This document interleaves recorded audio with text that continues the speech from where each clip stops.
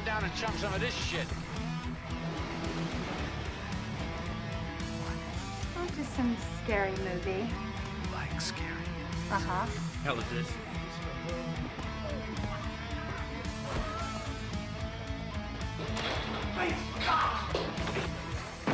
We came, we saw, we kicked its ass.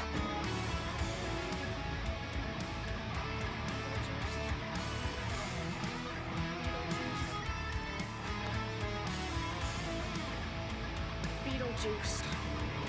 It's showtime.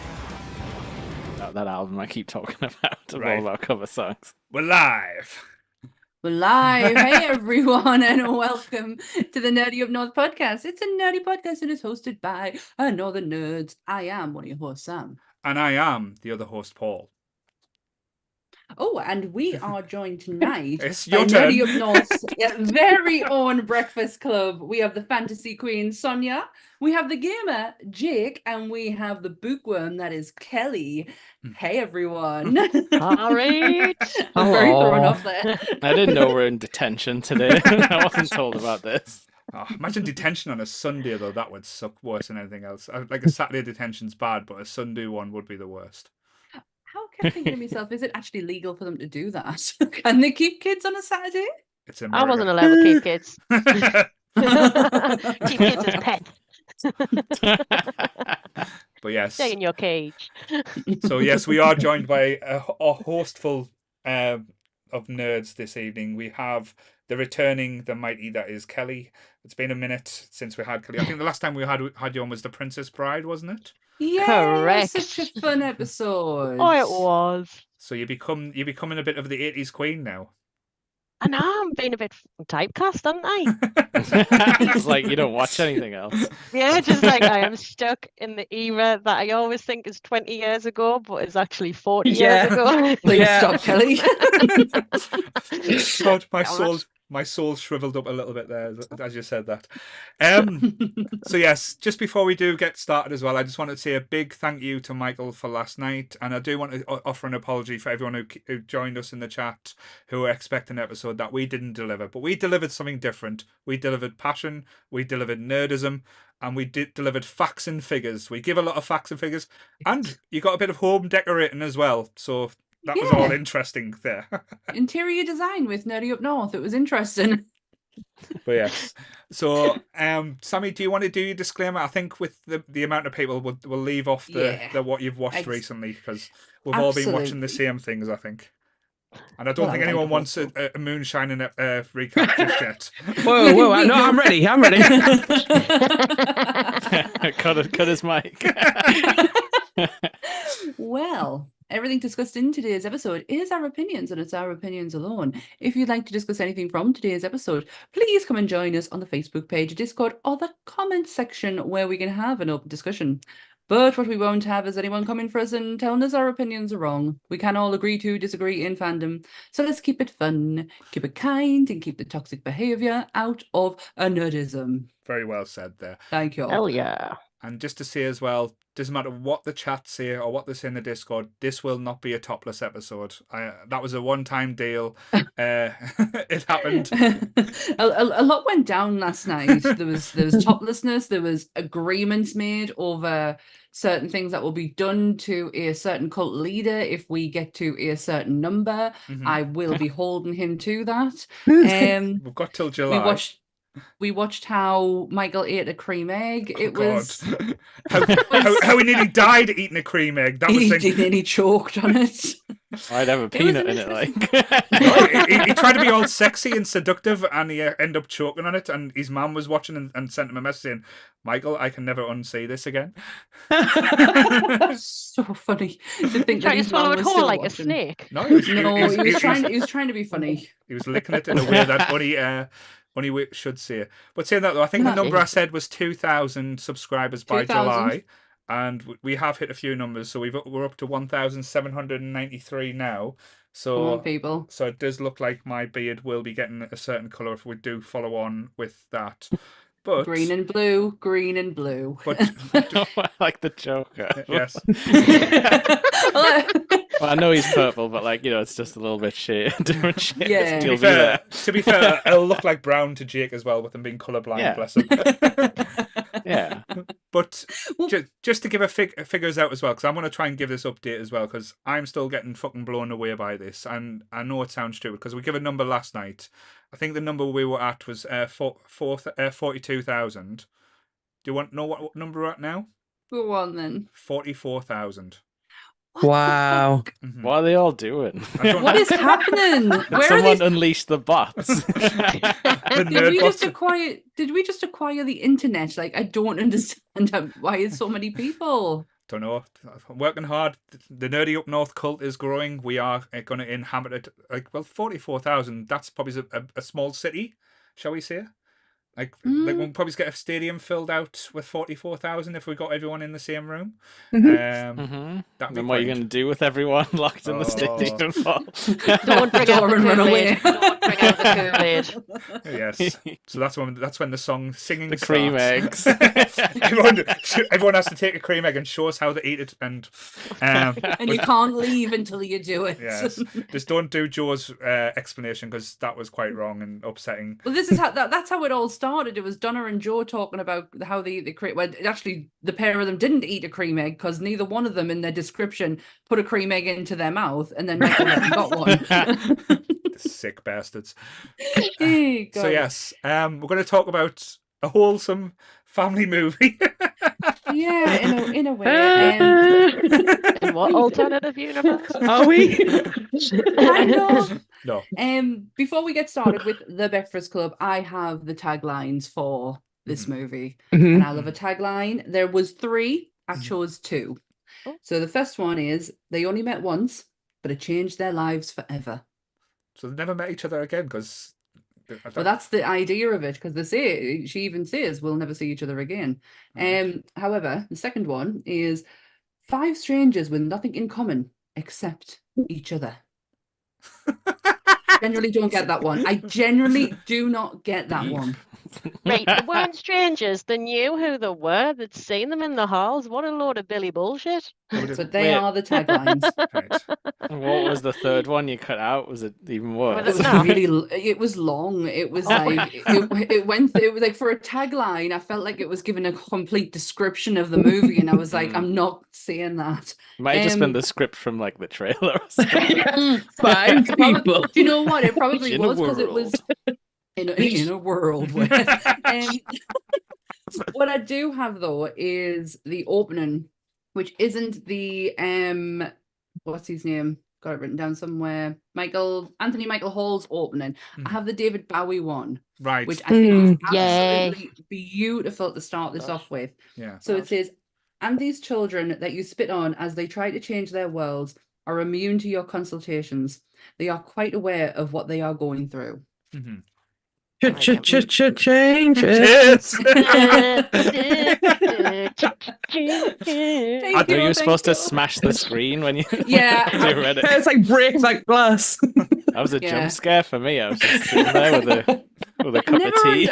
I never actually understood it, so I went to have a look as to like what was the like reasoning behind the smash screen, and apparently it was one of John Hughes' worst. He says, "I really regret putting that in now." So it was one of his biggest regrets. But yes. So this It is. should have been like one of those cheesy transitions. Like it should have transitioned like into someone Yeah. breaking something in the school. Yeah. Well, those are a lot of questionable decisions, like say, in this movie as well. So, but it is regarded as an iconic classic. It is a John Hughes movie, and it is considered one of the best John Hughes movies as well, which is quite an actual saying. Just depends on how many like classics and hits that John Hughes had, especially like say in the 80s and early 90s as well. Now, I know I've watched this movie so many times that I can close my eyes, I can picture scenes. I can't quite remember exact dialogue, but it always sits with me. Jake, this was the first time you were watching it, was it? Or have you watched it earlier? Yes. Nope. First time yesterday. No way. That's so interesting. I'm going to be so interested to like know what your take is, knowing you've only Now. seen it now and not seen it when it was out. Yeah, also I'm similarly interested in hearing like, what you guys think of like the entire... Whether we stick up for it or not. Yeah. No, I didn't hate it if that's what you want. If that's what you're expecting. I do know some people do hate this movie and think it's boring. I don't. I wouldn't have come on if I hated it. I wouldn't have wanted to be that controversial. But I definitely think watching it back, I was a bit like, holy shit, there are some questionable decisions in this film that you wouldn't be able to do now. No, Well, that's all, man. It was acceptable in the 80s, and a lot of shit was acceptable in the fucking 80s. Like, but that is an interesting point, because that was one of the questions I was going to ask as well, because I've, like, as you said, I've watched this movie so many times, and I think watching it now and like watching it with a new set of eyes, there is language used and there is like tones used that is very, very much of its time, and I think that's probably the best described. It wouldn't be acceptable now. It will be like looked at, or they would have used that type of language as an effect. But I think at the time it was just a throwaway line or a throwaway word that was not used for impact, but just used as almost like what we used to experience at school, especially during the 80s as well, where like the words that I'm not going to say because I don't want to get demonetized again, but again, it's an interesting one because like we've all been to school. Like we know that school kids will pick like the absolute like worst thing to possibly say, and that will be like the most popular thing to say.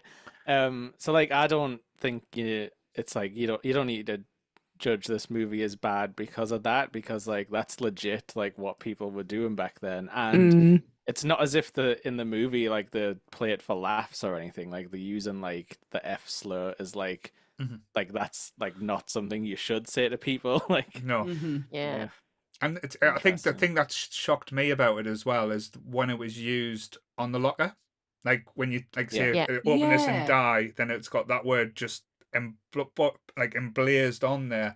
I think that was like quite a like, and I know it's an 80s film and it's, I think what's the rating? I think it's a PG. You would not really. Yeah, Shit the bed. Yeah, I think it's only a PG, even though it's got drug references and an F-bomb's in there as well. But you can get away with one F-bomb. Like say the rules. Judd Nelson said quite a few.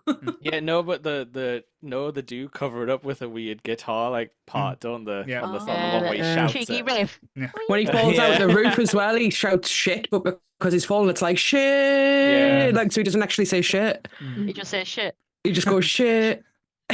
Too much noise. Yeah. That is quite true, actually. So, but strategic. Because I didn't see it too young, because I think I wouldn't have understood it. But I probably saw the references to this movie, because when this movie came out, it was copied. I think we joked about it beforehand. There was a whole episode of Dawson's Creek that was pretty much just ripped off The Breakfast Club, where Dawson finds out that Joey's in love with her, and that changes the dynamic of the program. So they go big with The Breakfast Club, but it's on like every single like American TV show, or as Sonia's pointing out, not another teen movie. There's a good reference to it as well. That film so much, but it is probably one of. But I do. And it is parodied so much in like American culture and stuff. And the same principle, isn't it? Yeah. Yeah, it is. Yeah. But it's always. But it's interesting as well, because this was my education to American schools. This is what I thought American schools were like, because you got Saved by the Bell, you got California Dreams. This is what we thought like American schools were like, and we were going to like British schools and thinking, why am I dealing with this shit when they're having to have this time of their lives doing random shit, even in detention. And they got lockers. We got didn't get growth and reflection. We just got lockers, fireworks being launched in the class. But to be fair, though, in our school it would be like fanny pads going through the air. You know what I mean? Trying to fling them at the nuns. But does that repel them? Like? The power of the fanny one lands. It's interesting though, because like it's the thing that isn't relatable, I think, to, well, I don't know, it probably is to some people, but it seems like American, like in movies, I don't know if it was really like this in the 80s, but the parents like put unbelievable pressure on like these kids. Oh, bless them. Poor Brian. I suppose some people's parents might have been like this, but mine were pretty chill about stuff. Do you want to know a fun fact about Brian's parent who was in the car? That was his actual mum and his sister. I remember seeing something about that. Yeah, it was his mum and his sister. So he was actually getting shouted at by his real mother. Oh, he felt like he was going to break down and cry in every scene he was in, bless him. I did think that was awesome though. I mean, it's not like subtle or anything, but how they all get like dropped off in slightly different ways. That kind of shows the background. Like I did really like appreciate that. I was like, I immediately know like all the dynamics here. And then Judd Nelson just appears. Yeah. Well, yeah, that's the thing. He has no parents. The worst of all. Yes. But talking about the cast as well, because it was an interesting cast. Like, I think I did a poll on Twitter earlier because, like, I know Goodwill loves his polls, so I'm trying to get on board with that. Do you really believe that the cast were teenagers, or were they all in the 30s, except from Michael C. Hall, who looked he looked 12 in this. I know their actual ages. All right, okay. Because I would say it was like half and half, if I had to. Like half were believable, and then there was a few. Everyone was believable except Judd Nelson, because the fucker looks funny. Yeah. He looks so old. He's like bigger than everyone else as well. Giant. And when he says "eat my shorts" as this like almost 40-year-old man, you're like, please stop. Please stop. He inspired Bart Simpson. What the heck? Yes, eat all of our shirts. So what were the actual ages? Okay, so the two youngest is Molly Ringwald and Michael Hall. Michael Hall. Mm-hmm. Yes. Evil does die tonight. They were 17. Right. And Ali Sheedy and Amelia Estevez were 22, and Judd Nelson was 25. I need to throw something in. Something in the mix. 1985, the same year as this came out, there was another film that came out that is kind of classed by some as the unofficial sequel of The Breakfast Club, which is set at Elmo's Fire by Joel Schumacher. And that was the same year. And basically it's the same sort of like dynamic, a group of friends from school making the transition, you know, like coming out of college and like grasping life after college. And you've got Ali Sheedy in there with Judd Nelson, and they're a couple. And Amelia Estevez. And Amelia Estevez is in there. Demi Moore, Demi Moore, who was having the guy out of Mannequin. Yeah, well, Demi Moore in that movie is having a full-on come down in one of the scenes, and it actually was a true life come down. They had her tanked up the day before and then just left her in a room to do this scene, and she was on this massive come down with them. The windows open and it was He'd like 10 corned beef Greg's chases, like sort you right out. Fire is fucking weird. So it's weird how, like, you know, the same year there's kind of like these two, because you've got the brat pack, you know, they were the sort of people who were Anna, what was going on at that time. You had these kind of like people who hung around with each other, and they kind of like crossed over in certain films, like Robert Downey Jr. was part of it, Sarah Jessica Parker, and they all used to hang out and get like totally fucked. But it's weird because my experience of The Breakfast Club, I didn't watch it until I was like kind of college, university age. I actually watched St. Elmo's Fire before. That was one of like my kind of 80s films, as opposed to like, you know, that was the first one I saw. It usually kind of translates as the other. And looking back on St. Elmo's Fire, I loved it because it had Rob Lowe in it. I love Rob Lowe. I love Rob Lowe. What a guy. It's Rob Lowe who's breaking. He did have a saxophone. But it's Rob Lowe who's breaking down Demi Moore's door. He's the one who eventually saves her from the come down from hell. But to be fair though, I might be a bit of a wrong'un then, because my introduction into these type of 80s movies, like the John Hughes movies, was Weird Science. So yes. Oh no, this was my first. This is my first, and then Weird Science second. And to this day, still have never seen 16 Candles. Never seen it. Never seen 16 Candles. Do you know what? That's something that didn't really. I watched it on the kind of like And I think for a long time, 16 Candles and The Breakfast Club was on the same DVD. You could buy them. It was always like a double, almost like a double feature. But there was like that and Pretty in Pink as well. Oh god, yeah, I've never seen that. A lot of different, a lot of like the same type of movies. But as you said, with the cast, we got introduced to all of the different personalities. As you said, you got the jock, you got the thief, you got the weirdo, you got the princess, and you got the brain. An interesting type of detention as well, where it's normally when you go in there, they're not allowed to study, they're not allowed to do anything, they just have to basically sit and basically like think about what they have did to get into that like situation. But Mr. Verne, Mr. Verne, would you describe him as the villain of the piece, or no? He's just a pure gimp. He's just an arsehole. I generally didn't get that from him when he's screaming at Bender for and get like adding up the detentions. It's almost like a tough love with him. And he looks so disheartened when he leaves the room, and he's like, "Shit, I've just had to fucking do that." Like, I don't see him as a villain. I see him as somebody who's just trying to give that part in the boiler room does not. That was awful. Yeah, it's violent. It's violent. Do you know what? Like, I absolutely love the janitor. I love the moment where the janitor and the principal have that conversation when he's just like, "Oh, these are the kids that are going to be looking after me," and he's just like, "Look, they've always been like this. They've been like this since you were a kid, and they will be like this when we're grey and old and dead. Like, this is kids. This is what kids do. You're just looking at it different because you work here and you're old. Like, get over it," kind of thing. I fucking love Carl. Carl's mint. Did you know who originally was Carl? No. Rick Moranis.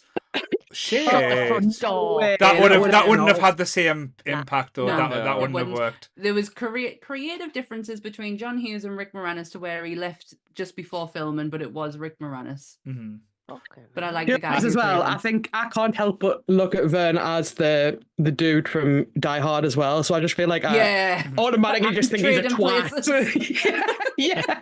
Merry New Year. But the crazy thing about it, though, like what the task Mr. Verne sets them to do as well, it's hard. Like if because as you say, they're meant to be 15, 14-year-old, like say in detention school. Write a 1,000-word essay describing yourself, like who you are. Who do you think you are? Exactly. I couldn't even do that now. Never mind at that age. That age, like you're just riddled with hormones. Like the level of reflection that's expected of them is quite dumb. But I don't know if it's actually explicitly stated, but in America, high school goes till you're 18. Oh, so they actually could be well older than 15, 14. Right, yeah, okay. Maybe 16, and I would hope 17. so, given some of the sexual inappropriateness that occurs. But that's the thing. It's all talk, though. That's that. Of course it is. And let's be honest, when we were 15 and 16 years old, like we were all boasting or saying like utter bullshit lies just to try and make ourselves. Oh, it's no, me neither. just me. There's that scene. There's that one scene where Bender's under the table, and it's pretty much implied that he's touching Molly Ringwald. Like it's really like it's more than just words. Yeah. He puts his head in there. We see pants. Like fair enough. But yeah, no, I would be the nerd who was like, "Come on, guys, let's freaking get on with this." Idiots. He's like the voice of reason, though, isn't he? Like when they're walking down the hallway to go to Bender's locker, and he's just like, "Why are we risking getting ourselves in more?" And they all kind of tell him to shut up, and it's like, no, he's the only one who has a point here. Like, why are you all going to this locker? Why not just send him and you guys stay behind? Like, it makes no sense. I know, obviously, they have to for the plot, but like, but it's the it's when he goes, "I've been layered before." Layered. Sorry, that tickled us. But Jake, like a hairstyle. But Jake raises a good point, though. That was one of the questions I wanted to ask: is which out the Breakfast Club do you most relate to, or not now, but when you were that age or that time? Who would you think? Ali Sheedy, Ali Sheedy, yeah. That is me. Then. And now, when I watched it, I was just like, forever. "Fuck me! That was me! fuck So- me, that is me. Oh my god, this is my spirit animal. So Love what you're it. learning now is to not leave anything lying around about these three kleptomaniacs type thing. I only took stuff from Body Shop. I didn't take it from people. And that's why they're closing down. Is that why they've got an administration, Sonia? To be fair though, when we went for the few drinks the other week, Sammy was taking the pops off the table that was for everyone. So Sammy just kept on putting them in a bag. True. And I stole a pint glass, so it's still going. It's still going strong. Manisha said she was just a compulsive liar at Yes. the end. Not that she actually did. She's anything. like, I think she's the most interesting character there, and I feel like they just overlook her completely. I would have loved to have seen a spin-off just of her, like a day in the life of her. Yeah. The difference with her was she didn't give a shit. Yeah. They did. They had their little, I am a jock. I need to bully people to prove myself to my peers. The nerd is just like, right, I need to make sure I'm doing my physics club and like I've got all my nerdy friends. She genuinely couldn't care less. No. She went to that Yeah. detention because she was fucking bored. You know what I mean? She didn't No. even have a fucking gun. But we'll have that conversation in a moment. Just Oh, sorry. no, it's fine. It's like it's just so I can keep on tangent and know where we are. Though Stay that's on the thing. target. Yeah. But yes, To the I think face. Paul would be the wrestler. I probably was Yes. though. Emilio. Back in the day, and Sammy will actually like say this. I used to be like one of the sportiest people you would ever meet. I know this physique doesn't show it, but at the time at school, I was playing rugby, basketball. I was on the athletics team. I was playing football for 3 different teams, like not just like the school. I was playing You were Saturday still League. I playing was, football when I met you. yeah, that was when my knee was still staying. So Mm-hmm. I was like Where did you get all the time from? My word. College. because basically at school, I know, and this probably goes back to like even the same in America or now. I used to get out of classes to play football. I used to be didn't have to do homework because I was on Sunderland boys. I played rugby for the county, so I used to have like an extra day a week off so I can train with the county rugby. So that's why I'm not very educated now, boys. But yes, that's like say the British Yeah, school me system. too. I took trumpet lessons to get out of maths. Yeah, That I was my going to get say out it. of maths. My music, I my got out music of classes. I got out of PE for music classes. Yeah. I did the Got out- trade. I actually When did I that, but with did- piano, not trumpet. When I was doing my graded in trombone, I got out of all of my classes for nearly got a month or something because that's all I had to Mint. concentrate on. But it was crazy though how they used to just like look to one side because I was doing well like in sports. Like they thought, oh, we'll not bother about this side of things. Like at one time, I got a week off school to go play rugby in Wales. Shit. Wow. It's because it bodes well on them, doesn't it? If they can say like Yeah. a professional athlete trained at our school, like that makes them look. They don't care about the grades at that point. They just care about the accolades that come with it. Yeah. Yeah. And true. then, and as I said, when I got England trials for rugby when I was under 14, they like say I literally could do anything that like at school. They just didn't give a fuck. But and I think that again, it's not breeding the right mentality as well. Because and again, probably like Emilio Estevez in this like Andrew wasn't it? Yeah, it was Andrew. Andrew. Yeah. His character.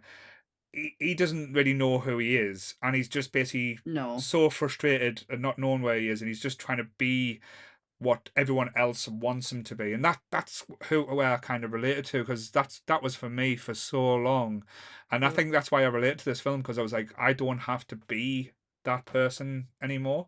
I don't have to like act that way. I don't have to impress, and that's when I think when I started college, I cut off a lot of friends I had. Like even when I was Sammy, I was knocking about with what they used to call the cool guys at college, shall we say? And that Never sounds anything but. and it sounds cheesy as I know fuck. what you mean. But they used to go about like they fucking run the place. They used to like treat women like shit. They used to, and probably still do now. I'm not going to name names because he's still a dickhead. But yes, these are the type of people that we used to go about with. And then something clicked, and I realized I didn't have to be that person. And that's when, like, say, I got close to Sammy, I got close to Emma, I got close to Claire. I'm naming all women names. I wasn't that much of a slag at college. I promise that. Because they're my best and oldest friends. That's probably why. Yeah. But yeah, I thought that was like I didn't really see that coming. The whole his breakdown in the movie, because like you were saying, like, oh, this has been like ripped off to hell and stuff. Like I thought some of the themes they dealt with, like the way they dug into things, I don't think many people have been able to recreate, but they've tried. Like, No, I agree. no, I was super like surprised, like when he broke down in tears about it, just being like, yeah, like I don't have any decisions for myself type of thing. I just hadn't really heard it sort of explained that way before in like any other type of media. But yeah, I really like that part. It's like giving the bully, because he was the bully. That's why he was in there. You know, for what he did was just awful. It was horrific. Yeah, because the thing is, sometimes, I mean, I was bullied terribly at school. I still am very pale, but people used to call me corpse girl at school because, oh my God, you're pale, are you dead? And I'm just like, you're joking me, seriously. This is the material you've got, and I'm like, yeah, I'm dead. Look.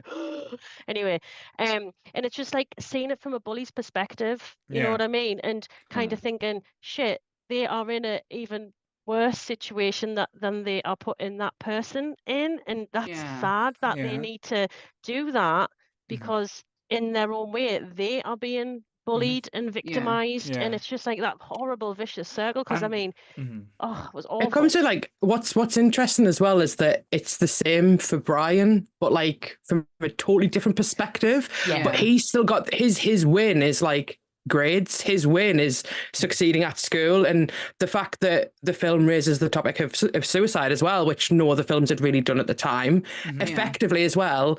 And probably not great that they all sort of laugh at him because it was a flare gun. Like he probably still would have done a lot of damage with that. He probably would have fucking hurt himself. I think it was great that it broke the silence of that, like that moment, because that was a really intense moment. I feel like there's a lot of truth in that scene, because that whole scene where they're sitting in a circle is all ad-libbed. Right. There's no script whatsoever. I knew that. There's no script whatsoever in that scene. John Hughes was quite famous for taking parts out of scripts and saying, this is where you really have to have done your homework to be this character. And I think especially Emilio Estevez, look at who his dad is. Yeah. Look at who his brother is. Look at the amount of tiger blood, baby. But he was so ballsy because he kept the Estevez name. Them two have gone off and been Sheen, and he's the one who's kind of like went, no, hang on a minute, I'll do this as Estevez. I don't need the Sheen name in order to be able to do what I do. And I just feel as like a lot of home truths was said in that circle from a lot of people. And to give, I think that was my favorite scene, you know, growing up. Yeah. That was my favorite. Like the concept of reflection and just like asking the deeper question of like, what Jake said is perfect. You see them all pull up in the car and you've already decided what kind of person they are, right? Yeah. But then you see them sit in this circle and you hear them be vulnerable and reflect on themselves as people, and you realize that perception you've got of them is totally wrong. And I love that. I love something saying, don't just judge on appearances. Like, yes, there's different class and there's different sort of genre of people behind the car or the lunch that they unpack, you know? Yeah. Oh my gosh. That doesn't mean that you know who they are. You don't know who they are really. And that's the message they give to the principal as well, right? Like, you don't know who these kids are. No, and how dare you ask them to know who they are, because they don't know themselves at the time. They don't know. They haven't got a clue. Yeah. They're just, as you said, as we were all at that age, trying to find themselves as well. And again, that scene is when you start finding out, as Kelly and like Sonia's mentioned now, where you find out why they are in detention as well. It does get a little bit of heartbreaking, because some of them you find out at the start, like Molly Ringwald's character, like the princess, you find out she skipped class to go shopping, so you knew what type of person she was going to be. And then, like say, when they're telling the stories of it, and again, I know we've just touched on it, but Emilio Estevez's, like say, Andrew's story did hit home with me quite a lot. And I'll tell this story because I'm not proud of it, but a similar thing did happen to me when I was at school as well, and it always did stay with us, because like say, it was my action. I did it to show off, because everyone was like, say, in the changing room. We've just finished playing football, and one of the bigger lads, one of the chubbier lads, was there, and I got my towel and I whipped the back of his back, just because everyone was egging us on. And I remember, because I think we were about 13, 14 at the time, and he cried. And I was so embarrassed because I made him cry. But everyone was like starting to take the piss out of him more because he was crying. And I was like, and again, I never did it again, but it's still like, and I'll probably never know that person or see him again. But if I ever do, I would always like wholeheartedly apologize.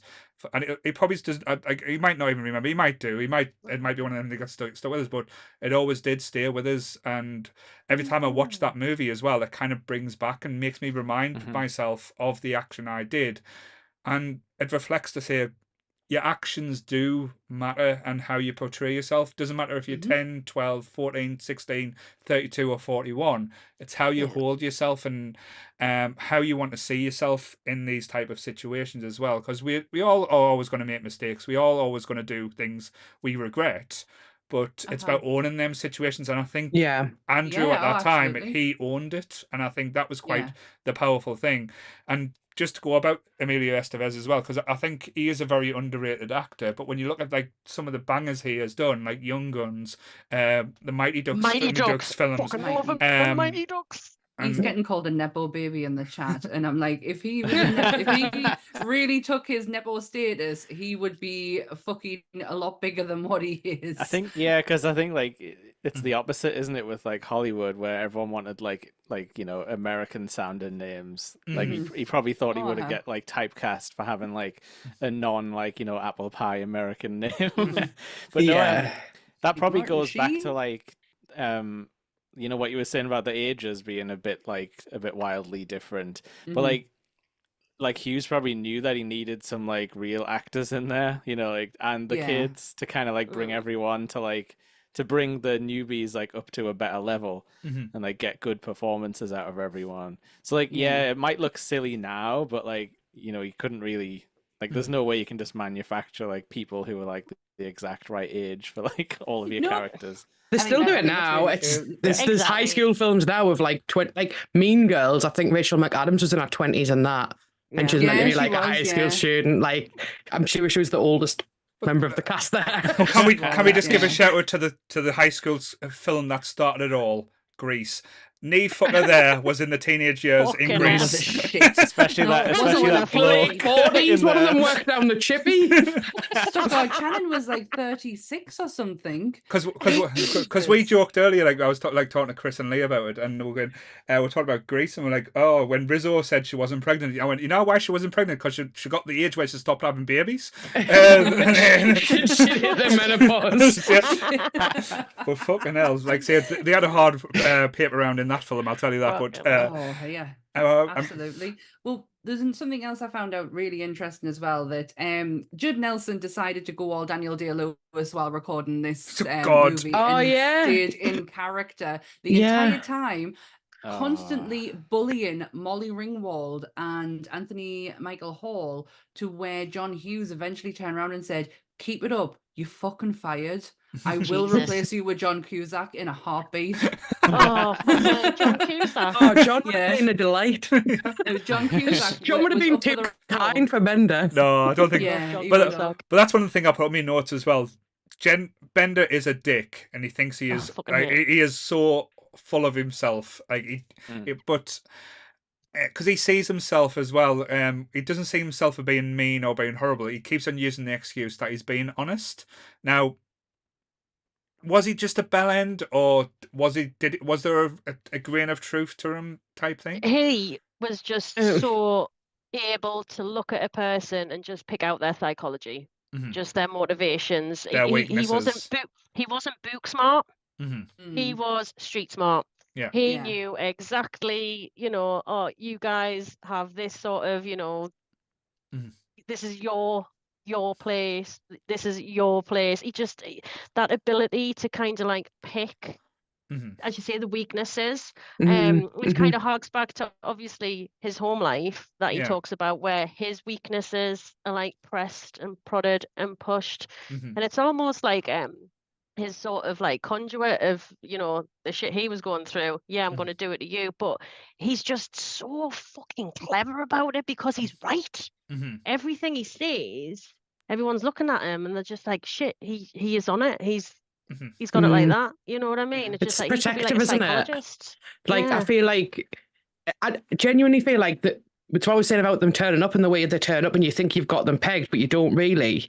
But he does, and I think that's purely because he has to protect himself from what people might come up with, because he's had to protect himself at home relentlessly. So yeah, of course he's gonna prey on others because he doesn't want to be preyed on. And I think if you look at all of them, they're all exactly the same as each other in terms of their weakness is actually coming from elsewhere. It's coming from their home. It's coming from their home life. Ali, probably I think the most interesting character, she is ignored. She doesn't exist at home. So of course she's going to conjure up this persona of someone who's batshit and fascinating and wild, right? You've got the brain who just wants to succeed, not because he wants to, but because he's being told he has to, because he has to be the golden child. The jock who has to succeed, who has to win. Like, they all have to be this person because they're being told they have to be that person. And Bender isn't being told that. No one wants him to do anything. They're telling him he's shit and he's always going to be shit. So he's like, well, you know what? If I'm going to be shit, I'm going to call you out on how shit you are too. And that's why I hate the way the principal talks to him, because I feel like the principal just fits the exact mold that his dad does. He perpetuates that like, because he basically says to him, like, you're nothing, you're always going to be nothing. And it's as if, and there's this one scene where, like, Bender looks genuinely hurt, and you can tell he's like, I can take this from my dad. I can take this from my dad, I can take this from my mum's boyfriends, whatever, but, like, from you, why should I be putting up with this from you? Yeah, and that was something I wrote in my notes, about the head teacher. I've said is just as bad as Bender's parents. The head teacher, you know, the person who is actually, you know, kind of the head of the educational establishment, who should be looking out for their students, trying to culture, nurture, you know, that sort of thing. And the abuse and control that he's putting over him, like, oh, come on, hit us, you know, like proper getting in his grill. And I was just like, what the heck? You're the head teacher. You're really, like, showing your level is just beneath, you know what I mean? If anything, that point, he's the good guy there, sitting there, and that not point doing it. when he goes to punch him at the end and stops, and you're just like, oh, that's like such a it's douchebag like, move, that's too. disgusting. But yeah, I don't know, it's interesting about, because, like, obviously, like, I can tell, like, back in the day, like, Bender would have been like, you know, the heartthrob type of thing. But he's not my type. But I did like his coat. Yeah, I didn't like his giant shoe. Yeah, but I know he had like a shoe or the both. Wait, no, he just had like a scarf wrapped around it. It looked stupid. Anyway, but so like, the thing about him though is, like, he is that character where he's like, he thinks he knows everything, but, like, because he doesn't show, like, any care to anything, it's like, it is proper like little child lashing out behavior. And, like, I think the principal sees that, but instead of being, like, nurturing or anything, he just goes straight to, like, pure hatred. He's like, oh, so, like, he's like, you're just nihilistic, therefore, like, I hate everything you stand for.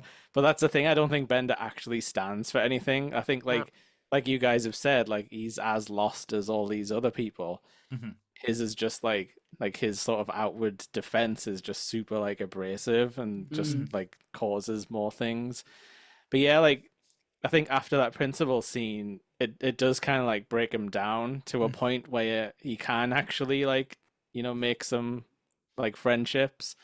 But even then, he's still, like, a bully, like, half the time. Like, it keeps on, like, switching on and off. It's really, it's like, it's weird. It's interesting though. But he has his moments though. He does have his moments. As you said, because the bit that does make sense when they all go to the locker to get the weed, and they kind of follow in, and they're about to get caught, and he knows if they all get caught, they're all fucked, and he just runs off.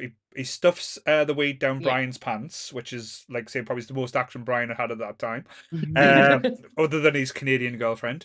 He got layered all the time. Yes. Layered. But then he ran off to the basketball court and making all the noise to draw, like, the principal to him. So that's the bit where you kind of turn to kind of be with Bender as well, because you realise he's a dick. Like, we all were a dick at that time, but he doesn't want everyone else to feel for his choices or his mistakes, and he takes responsibility for them, and that's where it's like his biggest redeeming feature is he takes responsibility for his own actions at times, and he expects everyone to kind of do the same thing, and that's when he calls everyone out and says they're talking bullshit or you're full of shit. like, and that the whole emotional scene where they're saying, "What happens on Monday? Will you say hi?" And then Molly Ringwald's character is amazingly honest, which because like she could have just totally bullshitted them and said, "Yeah, we'll be best friends," and think she gave the honest answer and gets called every name in the sun, and it's harsh, but you can see why she said it as well. Because yes, you probably would like for a few days go, "Oh yeah," like say hi and talk to them. Then a week would pass and you would filter back in your old routine. Yeah, and you've got does. that idea of solidarity because, like you said, like Bender covering for them, like causing that diversion. You've got elements of solidarity throughout, even though, like at the beginning, kind of the young versus the old, the door. When he nicks the screw out the fucking door. He's so funny. That door's, I And- wrote a note right. saying that door scene is some of the Fucking funniest door. comedy I've seen ever.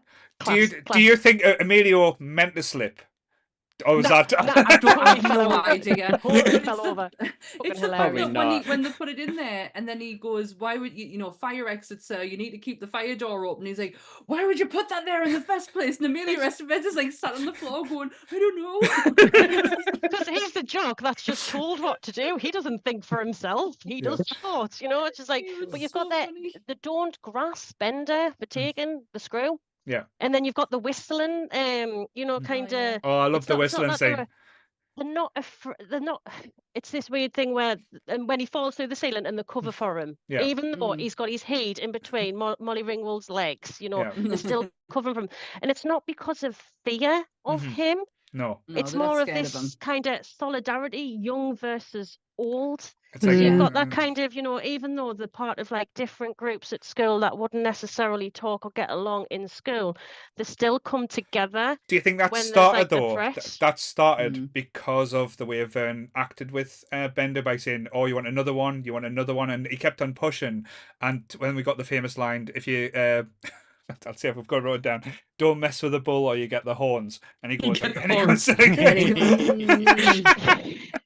You rested for 2 months.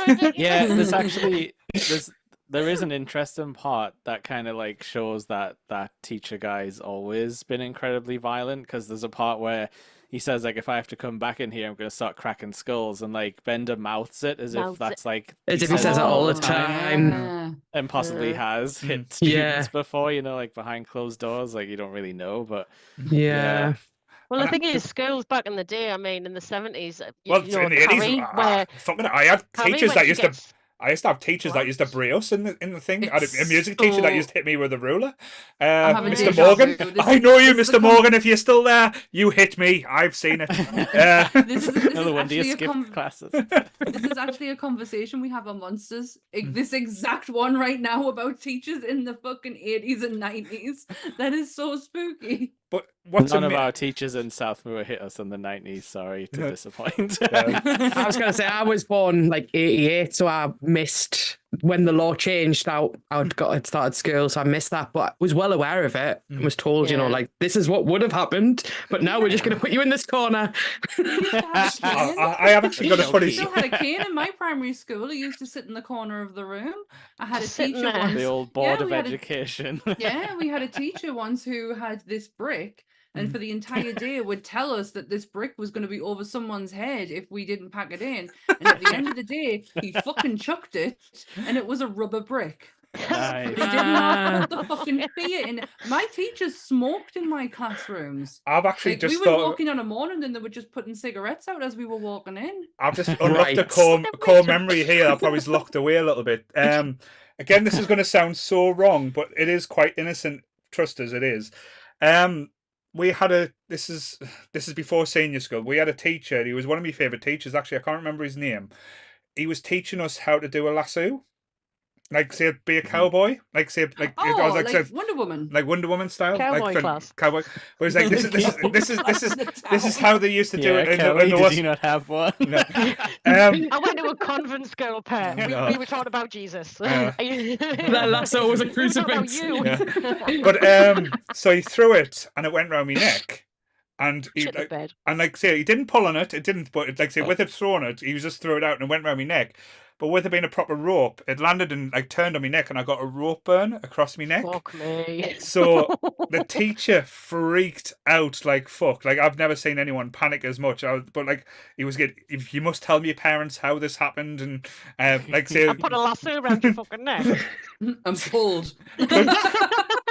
but it was an innocent mistake or an innocent thing. But it's just weird how that type of thing now I would have got millions. Hey, I got Well, I yeah. got a So I was got just a going to friend say the who- teachers probably wouldn't put nooses around the kids' necks either. No, that's as well. true.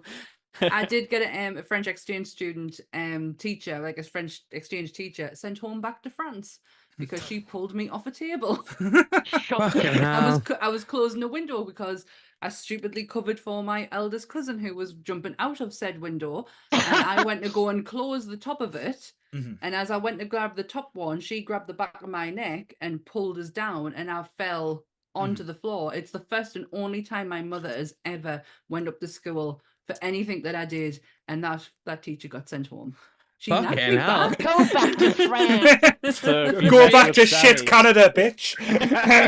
If you mess with Sammy, you get deported. Apparently. Exactly. My mum will make sure of it. You know what though? Like this happened to me in school, and it was after violence was allowed in school. But I distinctly remember a teacher grabbing a kid and putting him in a headlock and pushing him against the board, and everyone was like, "Oh, he deserved it." But like, Nice. it raises a really good point though, right? Because those teachers are always going to exist. The people who, for some reason, get into the line of I'm going to work with kids and yet despise the very kids that they're trying to teach and make these presumptions about, I know who you are, you're not worth my time, so I'm not going to even try and teach you. It's like, why even go in the profession? Are you Yeah, fucking well, mad? honestly, I could write essays about the same of like nurses and people in care and Oh, yeah. therapy. Like, why are you doing this? But anyway, You chose that profession. right? Say that though. But did they choose it, or did the parents make them do that? Well, profession, like the there's Breakfast another Club? side of it, right? If we've got in a full cycle, we'll have. But it's a really important point because it's like, what chance do kids have if at home they've got nothing and they come to school and they're surrounded by people who hate them, and then they've got teachers who, instead of nurturing and kind of educating them, pile them in with the shit heap and say you're nothing. Like, what chance do they have in society? Bender was like literally so despised by everybody that his only retaliation was to give them a reason to hate him. Yeah. And going back to that boiler scene as well, because I think it is an iconic scene, especially in this movie and how the film plays out.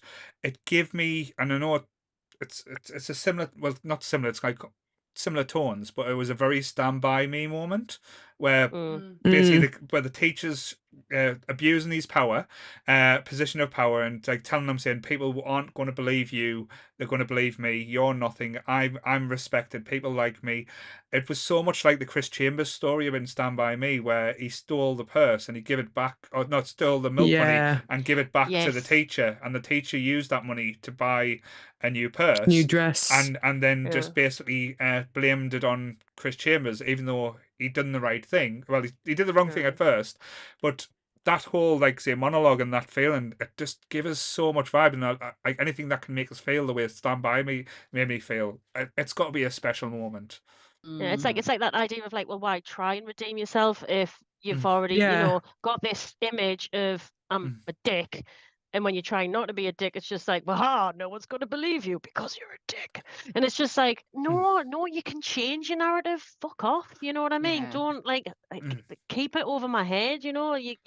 But one of the moments in the film though made me laugh so much, and I don't know if it was meant to be funny or like a joke or meant to be scary. It was the fact that when Bender and Andrew have the face off and they look like they're going to have a fight, and then Bender walks away saying, I would fight you, but I'll kill you, and I don't want to get done for murder. And that's such like a bully thing to say. But then he pulls out the switchblade, and it's like, oh shit, this is actually real. Sake, man. But then the funny thing is, though, he stabs it on the desk to look hard, and all you see is Alison behind go. I want it. He fucking snatches it. He Put it in a handbag. But the thing is, And that's the end of that. Bender doesn't even comprehend that he would go to jail for murder, because he says your parents will sue me and it'll be a whole thing. He doesn't even comprehend that Prison is where he's going to actually end up if he goes ahead and kills him. When he pulled that knife out, I just went, you fucker. You absolute fucker. And then Alison going to steal it was brilliant. But can we just talk for a second about the actual dinner scene when they're all having their dinner? Oh, Because I think that's some of the fucking hell. funniest- The lunch That scene. the lunch scene actually gives you a little bit more in depth into the people that you are sitting with, especially when Molly Ringwald pulls a fucking wooden tray out and a Sushi. stick. Yeah. A little soy Boiling sauce. thing. Soy sauce and a little. I can see it in ball. Jake's picture now. It was very much the class system in place in America. Like, I think totally. Brian had a bologna sandwich or something, wasn't it? And Andrew had everything on the kitchen Every sink. sandwich. Everything. And Every milk that wasn't sandwich. refrigerated. Like, Oh, come on. yeah. No. Yeah. In America. Come on, And dude. how big were them Coke cans? Oh, Yeah, them were the How much good they old used to give days. you, Sammy. fat Coke as well, where you can feel your teeth rot Oh, as you yeah. drink it. Well, Oh, Not That's quite the so funny. cocaine days, but still the full sugar days. No. lovely stuff. But Lovely. yeah, Like And Bender come- doesn't bring his. Oh, go on. and just talk about Alison's sandwich. Has anyone tried Sugar. that sandwich? Sugar and crisps. sandwich It's my was dad's. great. Was It's it my great? dad's. I did favourite try sugar. sandwich. I don't like it, but I did try it after watching that film, and I was like, no, not for me. Not with the crisps, just sugar. I I used to thought eat it was sugar cereal. sandwiches. Oh, it might be it's- cereal. It is. Yeah. It's It might be cereal. cereal. I thought it was little crisps. Yeah. But to be That's fair, why I cereal opened the crisps, door. it's not going to make it any more disgusting, to be honest. But It's- that, My dad used to have sugar puff and sugar sandwiches. Oh yeah. Wow. Wow. Hence the reason why he's got full on Nick- veneers. Just, yeah. I was gonna say my dad used to have absolutely disgusting, but if we cooked like a joint of meat, he would keep the tray and all the fat, and he would put the fat on bread, and he had a Yeah. stroke. So Oh. don't No, eat that sugar was- or fat. I fucking Yeah, my love dad was that. the sugar one. He used to have banana sandwiches with sugar. Everything had sugar on the Oh, I top. of it. love banana on bread though. So can we Ugh. call Sammy's dad the sugar daddy now? Oh, banana man. Oh, no, that's not. Oh no, I made it funny. Oh, no, you didn't. You made us cringe. Bender not bringing his own dinner really unsettled us. For one, I was like, how are you meant to eat today? And two, I really felt he was going to take Brian's dinner off him.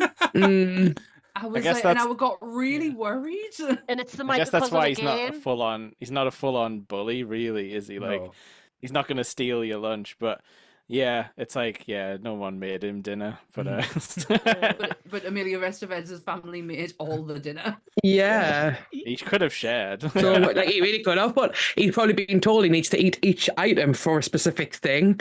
Like it's when he pulls the apple out at the end, and you're like, oh come on. No, if you're biggest apple rummaging I've ever around and seen in there's a my life. banana, and then Like- there's the apple. Genetically modified apple. It's like the size of his head. It's like fucking huge. I thought it was a pepper. To be fair though, in America they're not.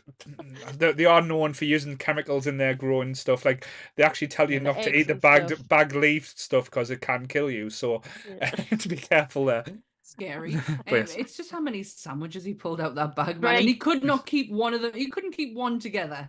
It was falling all over the place. And it was a bag of cookies as well, like the ones that you get from Yeah. us. when you Yeah, get 5 in bag a of but I'm crisps, sure like there a was about huge 20. multi-pack of crisps. Like fucking hell. One of the points I did write on the notes as well, I wanted to mention as well. Now, the 80s was renowned for its stoner comedy and its stoner films. Like, all the films that they did in the 80s was all about taking weed or smoking weed, like Revenge of the Nerds, Fast Times at Ridgemont High. Had no one in Cheech and this, Chong. had no one in this Cheech and movie seen how people act on weed? No. Because Honestly, like that was like the weirdest thing I've ever seen. I've never seen anyone act like that on weed in my life. no, like literally, they might as well have just been like, oh, actually, we smoked meth because like there's no real explanation for why Emilio Estevez comes out of that room and goes and smashes the window. Like that's no. It is not Can the you do effect. You that? will literally be falling asleep. You will not have the energy to be able to do something It like makes that. no sense. Like, yeah, That I'm is the convinced he was smoking crack or meth. That was the most cringy scene. I fucking hate that bit where he just comes out, he's talking, and there's bloody billows of smoke as he like exits the room, and then he just does this fucking workout montage. Fucking running Yeah. around, Well, doing this. It's because and like because breaking everyone the in glass. It's because all the like all the best actors are like theater kids that have done all these like musical theater, and when the directors find out, they're like, "Hang on a sec, I've got an idea that'll kill 10 minutes." The dancing scene where they're all doing the dance sequence, that was only meant to be Ronnie Ringwald doing it, but Right. she wouldn't. She was too shy and said, "I can't do that." So the rest of Ah. it, John Hughes was like, "Will you mind doing it?" And they were like, "Yeah, no worries." And all the rest of the cast just decided to join in, and they created that own little montage thing. sequence. Yeah, you're right Sounds though. quite It would have made cute. it would have made more sense if they just like smuggled beer in there somehow. Like Yeah. if they were gonna start Yeah. like partying. And the other point I wanted to make as well: did weed in the 80s not have that the weed smell? No, that room would have stunk, right? Like, there's no way. Because Mr. Verne would have smelt that within a mile away and said, "What are these kids up to?" Yeah. It's My amazing how neighbours fastly it downstairs disperses. smoke, and literally, if I'm on the, so like we live in a masonette, so we're upstairs in a flat with an upstairs in it, so we've got like 2 floors, and the people who live downstairs, the second they're like up, I can smell it on the top floor. Like that smell is up. It smells like cat piss. It's horrendous. The smell's horrific, but the amount. So, of any cars police that officers smell- watching? It's not me. The amount of cars that I drive past though when I'm going through Shiny that you can just smell literally coming. It's just encased in the car, and you're like, how the fuck are you driving around and getting away with this? It's so noticeable. I walk to the gym and it's shiny, and there's this like house next to the gym where literally I walk past and I'm off me tits when I got in the gym because It's like second hand. I'm sorry, I'm just laughing at Joe in the chat. Joe said, "Sonia's a grass, tell you, ma'am." I'm not. My clothes fucking stink. Fucking sick of it.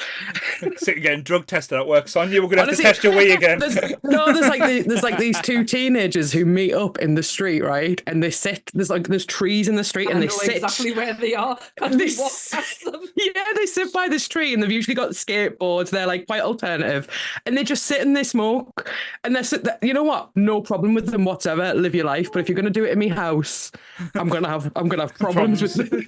When we came to drop your stuff off that time, and we're walking past, I was like saying to me, Anth was with us, and I was like, there's just 2 people sitting in the bushes down there. Every day. They look happy though. They look happy. Like 6 p.m. Let's go and smoke in the bush. Like every day. It's 6 o'clock. It's crack day. It's fine. But yeah, Doing just flash dance in the bushes. But did they ever smash any windows? Yeah. Smashing windows. But then you You got a get. new name now, Sonia. Knock Knock-ons. buttons, fucking hell. But then you get Brian, who suddenly does this impression. I don't want to start doing the impression because I can't even, like, if he's trying to be black, is he trying to be like something? I think he's trying to be like black, kind of like jazz musician type cool guy. I think I realised I've got those sunglasses. Oh, really? I'm pretty sure this is it, right? So when it, with the little thing. Do you want to do the accent? No, I can't. I've only seen it once, man. I'm sure he uses that accent in Weird Science as He well. I'm does, sure. yeah. Yeah, it's just like it's a fucking raid over it, and I'm just like, dude, no. It's Someone not. told him it was a really cool impression one time, and he tells every director he works with. Thank God Like, he what's didn't do your it for Halloween. trick? What's your trick? And he's like, I've got it. You're in for a treat. and the one thing as well, because I know we touched on it as well with the suicide, which again I know we're laughing, but the suicide bit is like quite a heartbreaking moment, but it's quite a viewpoint of the American school system that they find a gun in his locker, and he isn't arrested. He's just given Saturday detention. So it's like foretelling of like where the problems in America is going to come, like in the future, if that's how their attitude and response to guns in a school is, if that makes sense. Yeah, that's why I was saying like there's parts of this that are totally like unrelatable to like English. Yeah. Especially if I was a child when I saw this, I don't think I would have like related at all. Because I think it's like to us that just all seems so abstract, and the whole like how I think like how they get dropped off by the parents and stuff, and it's like it just seems so weird, like all the relationships between the parents and like sons and daughters is weird, like from our point of view, or mine anyway. No, I It is completely agree. Like, But if it is like that in America, like, Oh. fuck it up. Like, I feel bad for them. God, we're here. Yeah. It is almost like culturally alien. I mean, the premise Yeah. of the kind of everyone having their own sort of groups, you know, the nerds, etc., etc., etc. But it is obviously I always get the impression, and this might be typecast in America in some ways, but there is a much more kind of competitive nature. Like even like kind of, you know, you got valedictorian, you know, getting the highest, you know, sort of ratings in the class to get, you know, scholarships and things like that. And it is literally like dog eat dog. And for some reason, when I think of, you know, like, you know, soccer moms and, you know, they're just like really pushing, you know, like, Yeah. which is kind of. like was it the tiara things where they do the beauty Oh, pageants and stuff? pageantry, Tiaras. Yeah. Yeah. And it just it is quite alien to like kind of what I would class, you know, like European, you know, sort of like the school system, No, etc. It's not as kind of, you know, So still pushy in a way, but not as kind of competitive. So you've given us an interesting thought there, Kelly. So I'm going to ask a question. Jesus. So this is going to be quite a fun one. Oh, If fuck. we were going to remake this movie in the UK, what would the kids have done to get Saturday detention in the UK? Honestly, like all I can think about is the in-betweeners. Like, just be the in-betweeners. Oh God, yeah. And then like the head teacher would just be Greg Davies. That's good. Oh my God, and the bully Mark, he's definitely Bender. Like Jesus Christ. So the in-betweeners is our breakfast club. Oh God, help us. Kind of. Oh, Bad. we are doomed. I think if this was England, it would just like it would just be a lot more violence and alcohol involved in the things Yeah. that happened. You know, I feel like the most accurate depiction of England, particularly in the 80s, but even now, would be This Is England. Like, Yeah. I feel like the way he writes, like, lower class, working class areas, Yeah. he's fantastic at writing characters and people. And yes, that's kind of, we're talking about there being different cliques, right? So, like, his clique is very much the skinheads and the kind of the rockers and the moshers and whatnot. But still, I feel like Our Breakfast Club would probably look more like a Shane Meadows film than it would look like Yeah, a you're kind right. of No, I think you're romance right. kind of thing. No, I think if It would going be, back, it'd be punks and skins and rock and Yeah. goths and stuff like that. Racism wouldn't it? and drugs and The new romantics. fighting. Yeah, like it Parents has have to been, be. like, 'cause, parents have lost their jobs in the mine. Yeah, yeah. Like, we Fuck fucking hate Thatcher. but yes, 'cause For I the think young about- ones. Oh, the young ones.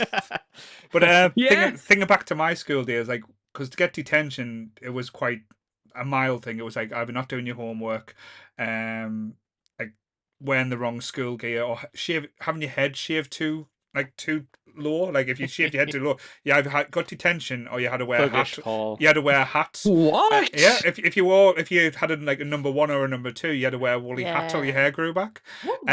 What the fuck? Because I thought it was like a thuggish like type of look. That's what. Skinhead thing. Yeah. Wow. Yeah, yeah. But- I remember getting detention for not having my shirt tucked in at school. I was walking down the stairs in year 8, and it was like summer uniforms or polo shirts, and it was just over my skirt rather than tucked in. And we're walking down, and she just pointed at mine. She was like, "My room, 12:10."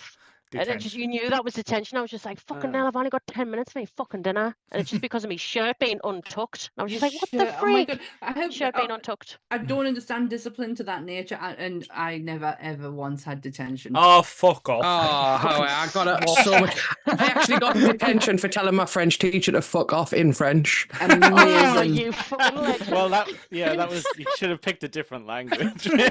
Oh, if you did it in German or something, that'd have been brilliant. But to be fair though, like say at school, like if you got into a fight, you got expelled. If you were caught smoking, you got expelled. So like you I used to get- didn't. I never got caught. Never I got caught smoking. I just got detention. All right, Yeah. must have been a little Never bit more got caught. lenient back then. But like I think, Farringdon, they just didn't give a shit.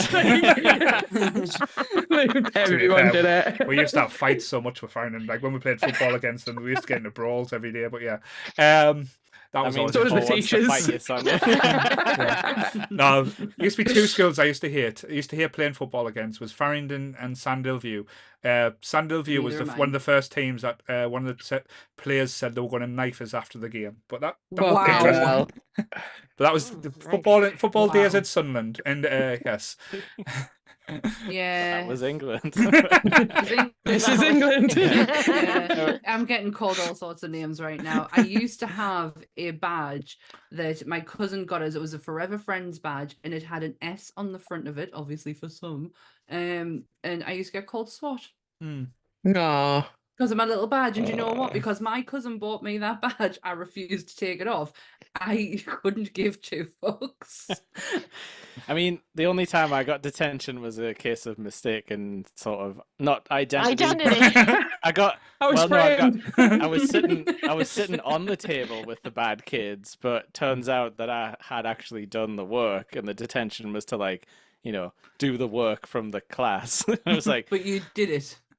I had to go, and I was like, but I actually did the work. And he was like, oh, well, you just like copied something down. You have to like write out. No, like I only did the answers. I didn't copy out the questions. So he just gave us like bullshit work to do for an hour. I was like, fine, I guess I'll stay here. That's it. Oh, I never had detention. Never had it. Oh, Never got wrong. Sammy the SWAT. When my last day at school, I skived for the first time ever, and nobody noticed. Oh, bless you. I thought I was being big and clever because it was like my last day, and I was like, oh, I'm gonna do something I've never done before in the 5 years I've been here. I'm gonna skive, and when I got noticed. nobody noticed. I got to my science, my me. last lesson of the day, which is a science lesson with Mr. Irwin. What a fucking legend he was! And he went, "Where have you been?" And I just went, "Somewhere." And he went, "Good enough for me." And he was like, "I don't give a fuck. You leave it after the day. Like, I don't care." Exactly. Bless. But Jake's getting props in the chat as well for not being a snitch as well. So well done, Oh Jake. yeah. Well, Snitches one get thing I stitches. wanted to say before when Kelly was talking about solidarity and stuff, like, and when you were saying like, oh, it's very honest that you wouldn't like talk to these people like on Monday when we see each other, like that kind of thing does happen though, because sometimes you would get like put on projects with like people you never spoke to before, and it's like, oh, actually you're all right, but your entire friend group is like the worst kind of people I've ever like seen in my entire life. So like you would occasionally get this like little crossover between the cliques where it's like, okay, like I can see you're all right, but you're hanging around with one of the worst people in school, so I can't really hang around with you like outside of this lesson. Like it is interesting. Like You've given us a total flashback, Jake. This is going to be a little bit of it was primary school, right? I had a mate called Kevin, right? And I was friends with him because he lived like around the corner to my nana's. So I used to go to my nana's on a Saturday, and I used to hang around with Kevin. But because he was a boy, and in primary school you didn't knock around with boys. But we had like this secret friendship, but we would never kind of talk at school because if we did, people would mock us. And because he was like he was they the would most... say you were sitting in a tree and everything. Yeah, and I don't want to sit in any trees, you know what I mean? But he was renowned for having the best stationery. He used to have the big stationery box pencil case, right? With his name, Kevin, with an exclamation mark, when you used to put the little letters in the plastic bits, and he had the best, like, and you would ask to use a pencil or a gel pen, and he would go, no, like bark like a dog. But I would go over and go, Kevin, can I? And he would go. And that was the legacy of like, yeah, we're mates outside, but we're not allowed to be mates at school. But I know you still like us because you let me use your pens.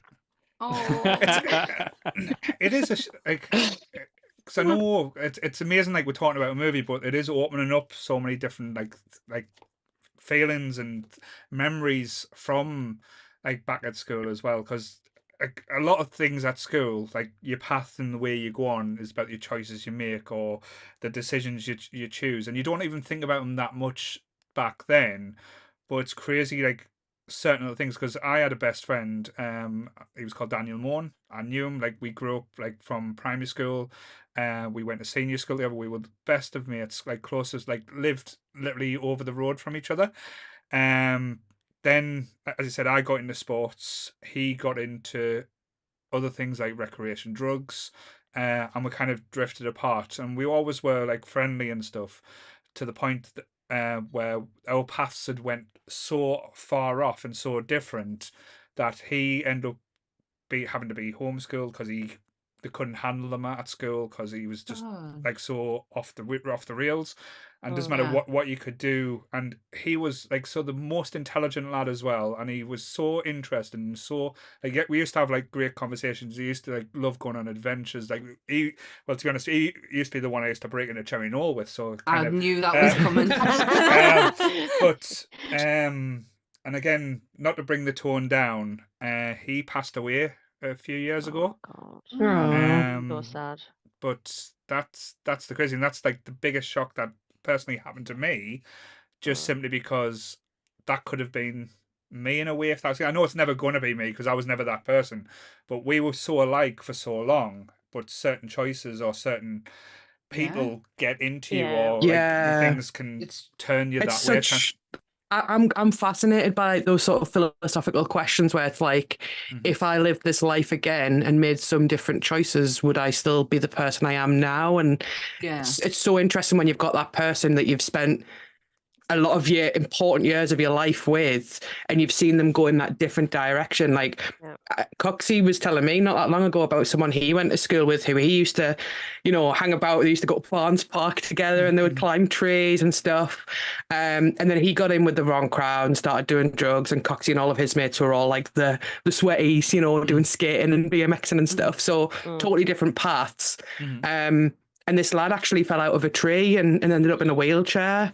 And he was saying like it changed his life though, because he stopped hanging about with the wrong people, but he also didn't get to live the rest of his life the way you would have expected to.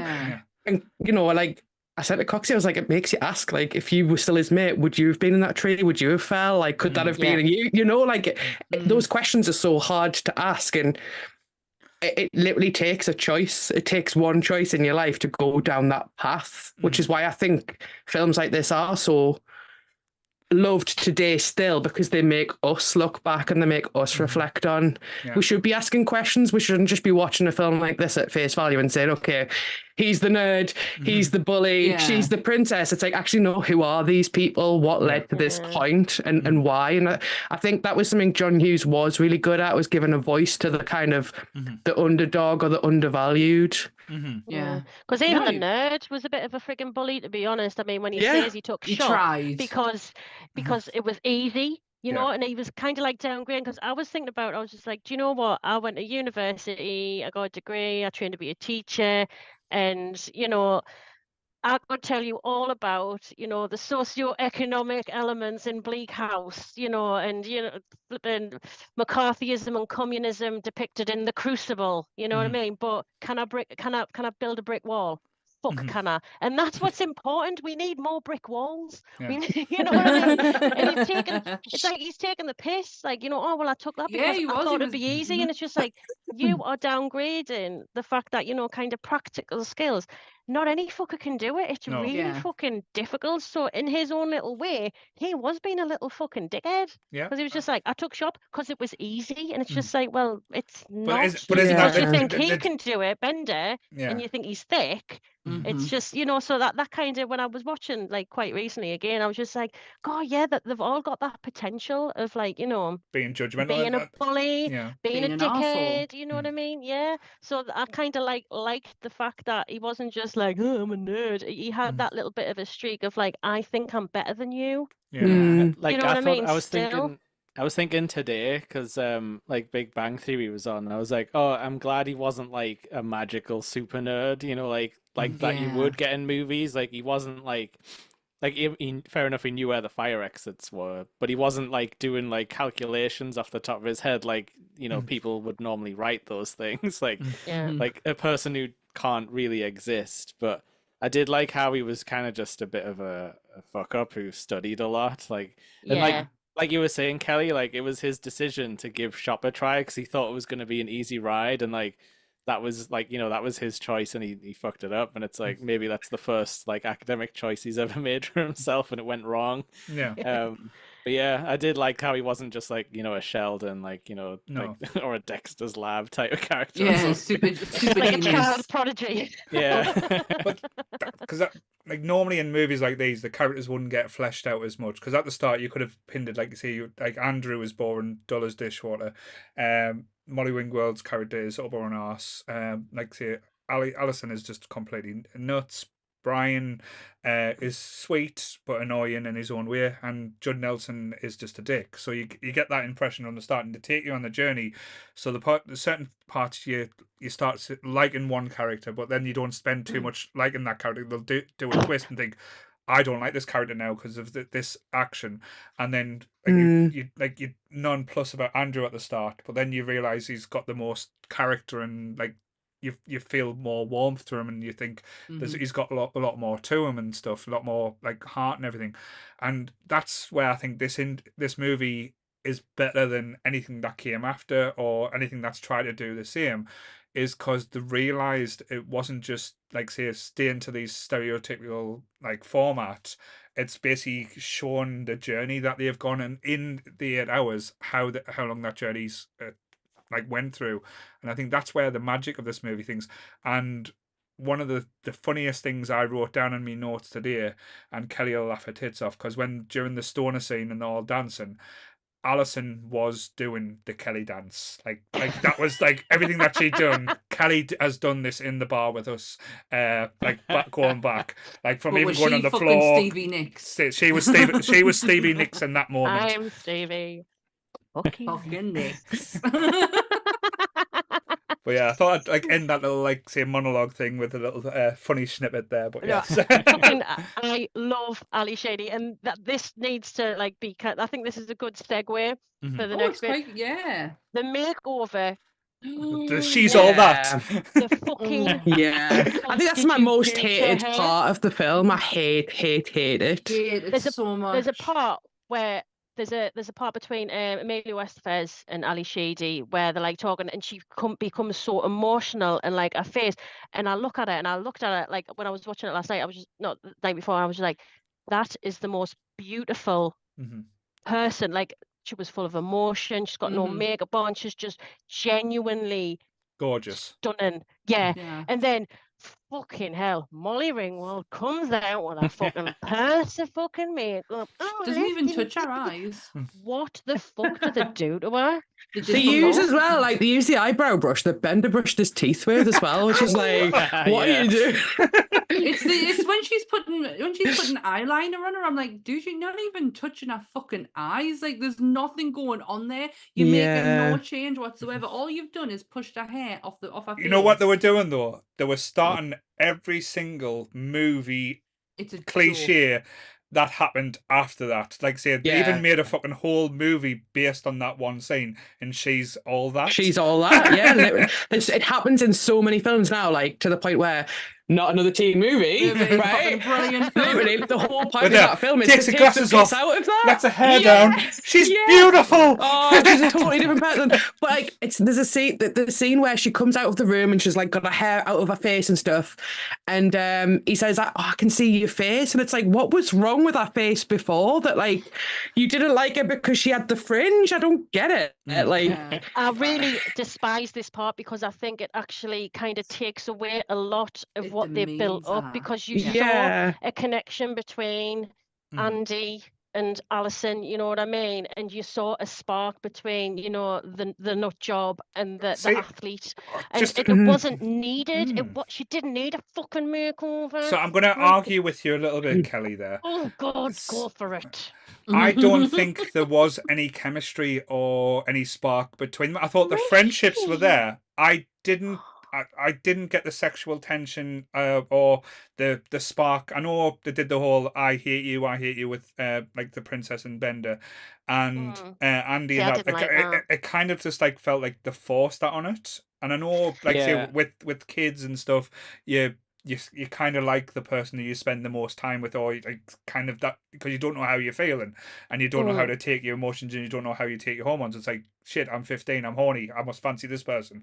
But again, I know what you mean by the forced element, but compared to the one between Bender and the princess, I felt that was just like kind of too far apart. Like, he's mega slag, she's like, oh, wait for the right person, and I found that like a bit weird. But there was just that moment where she kind of like you know, Ali Sheedy and Emilio Estevez, like she opens his eyes at something, and it rather than not like romance or, you know, I want to get me end away, it's just that kind of like that there was a connect that I found, but I just don't know why they had to give her a fucking makeover. Yeah. So he I could be think like, it's "Oh 'cause my they wanna- God, get fancy her."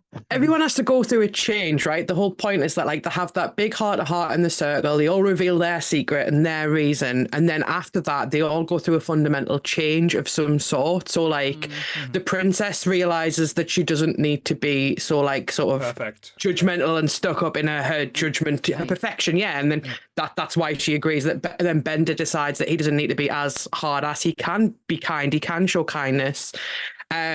And I feel like they needed something for her and they didn't know what they could change about her because Yeah. actually she was wild, but she was herself. She was true to herself, right? Yes, she was a liar, but that she wanted to be, that was her choice.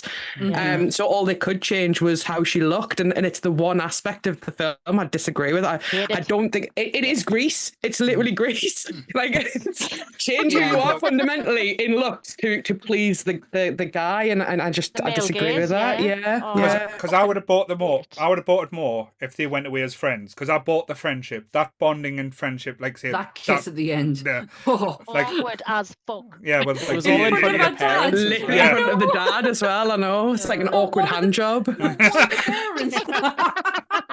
But no, one of the parents Not got gonna out the ask car any and went, more "I don't know." questions. why is this 30-year-old bloke kissing my teenage daughter?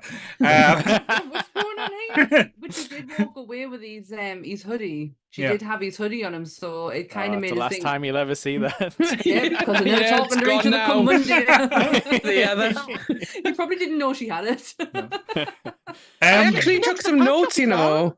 I know Yeah. I never do notes, but I did actually take some notes. Did you know that Judd Nelson actually went and took himself back to school to attend classes to get in a role? I have a feeling notes might be coming from the same place. Oh dear. And the film was actually built over a gymnasium in an abandoned school. All right. So they created this library in a room, and all of the scenes from the hallway were actually used in the school from Ferris Bueller's Day Off. So you might recognize the hallways. Shit the That bed. Bueller. makes so much sense. Bueller. I hate that film so much. I just hate Matthew Broderick. Yeah, I hate He's Matthew a Broderick. cunt. He's a murderer. He killed He's a 2 murderer. women. Never let anyone forget. Yeah, Never he's let a them murderer. forget. The Yeah. lives of 2 Irish women. So when we do Ferris Bueller's Day Off, we'll get on for that one there as well. So Well, I Yeah, haven't that's seen not that it. either. just to give you my last interesting fact on this, Oh. this movie was meant to be made over and over again, reuniting the cast for what would be a 10-year anniversary. So it kind of like it not necessarily would be 10 years, but the idea was that they were going to do second one, third one, fourth one, and it was going to be them getting together, and it would have been like their 10-year anniversary of each time that they did it. But because of the relationship between Judd Nelson and John Hughes, John Hughes had said, "I never want to work with that man again, and because of that, you will never see another Breakfast Club."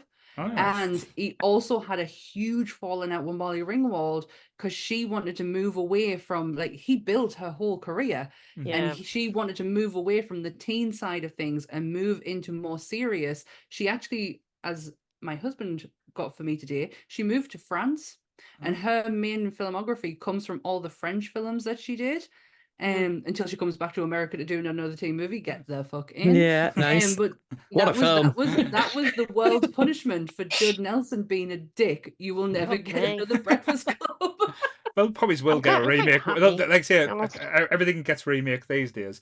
Oh. One of the things, because I know we did touch on it earlier, like say before we do wrap up as well, is the conversations I have, because like with the age and stuff, they are obsessed of who is a virgin and who is not a virgin.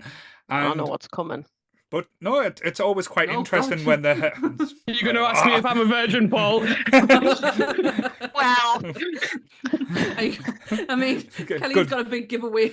I was gonna say, Goodall's not on the podcast, so we're not gonna get asking about the sex, because he is the sex meister. He is the, like say I was the gonna say, master it might- it has the to- master of the masturbator there. Master of the sex. It has to be a nice comment. Remember, you've only got a month to go. That's fine. That wasn't mean. Like I say, he is the master of the foreplay. But yes, But yeah, I think the preoccupation of sex, it's definitely there. But He hasn't asked his question yet, Michael. I'm sorry. I know what's no, I know just, what's coming. I'm just not like asking it. It's just like because like, but at that age, that's the type of conversations we were all having, and it's almost like the embarrassment to admit that you're a virgin as well at that age. It's like, because Brian didn't want to admit it. Molly, they had to drag it out of her to get it out. Alison basically tells all these bullshit stories where she's basically like sleeping with a psychiatrist, and she's using the rape word as well, which is quite like intense, especially in that type of situation. And to find out that she's all making it up and that she is still a virgin, it's quite interesting because kids that age would still be having them conversations and still be having that thing. And the line that they used as well, because it's like they say, it's a double-edged sword. It's still the same. People are still treated the same way now. It's like if you're a woman, if you have sex, you're known as a slut. But if you're known as a virgin, you're known as a prude. And that's so sad and messed up that it's still the case in 2024 that girls that probably are 15, 16 to 17 are being treated that way. And again, it goes back to like how people dress and stuff like that. You put in a certain type, because if you dress a certain way, it's like, oh, she's showing a cleavage, she's obviously a slut. Or she's like, say, when a gamer's t-shirt, she's obviously like not into that type of thing.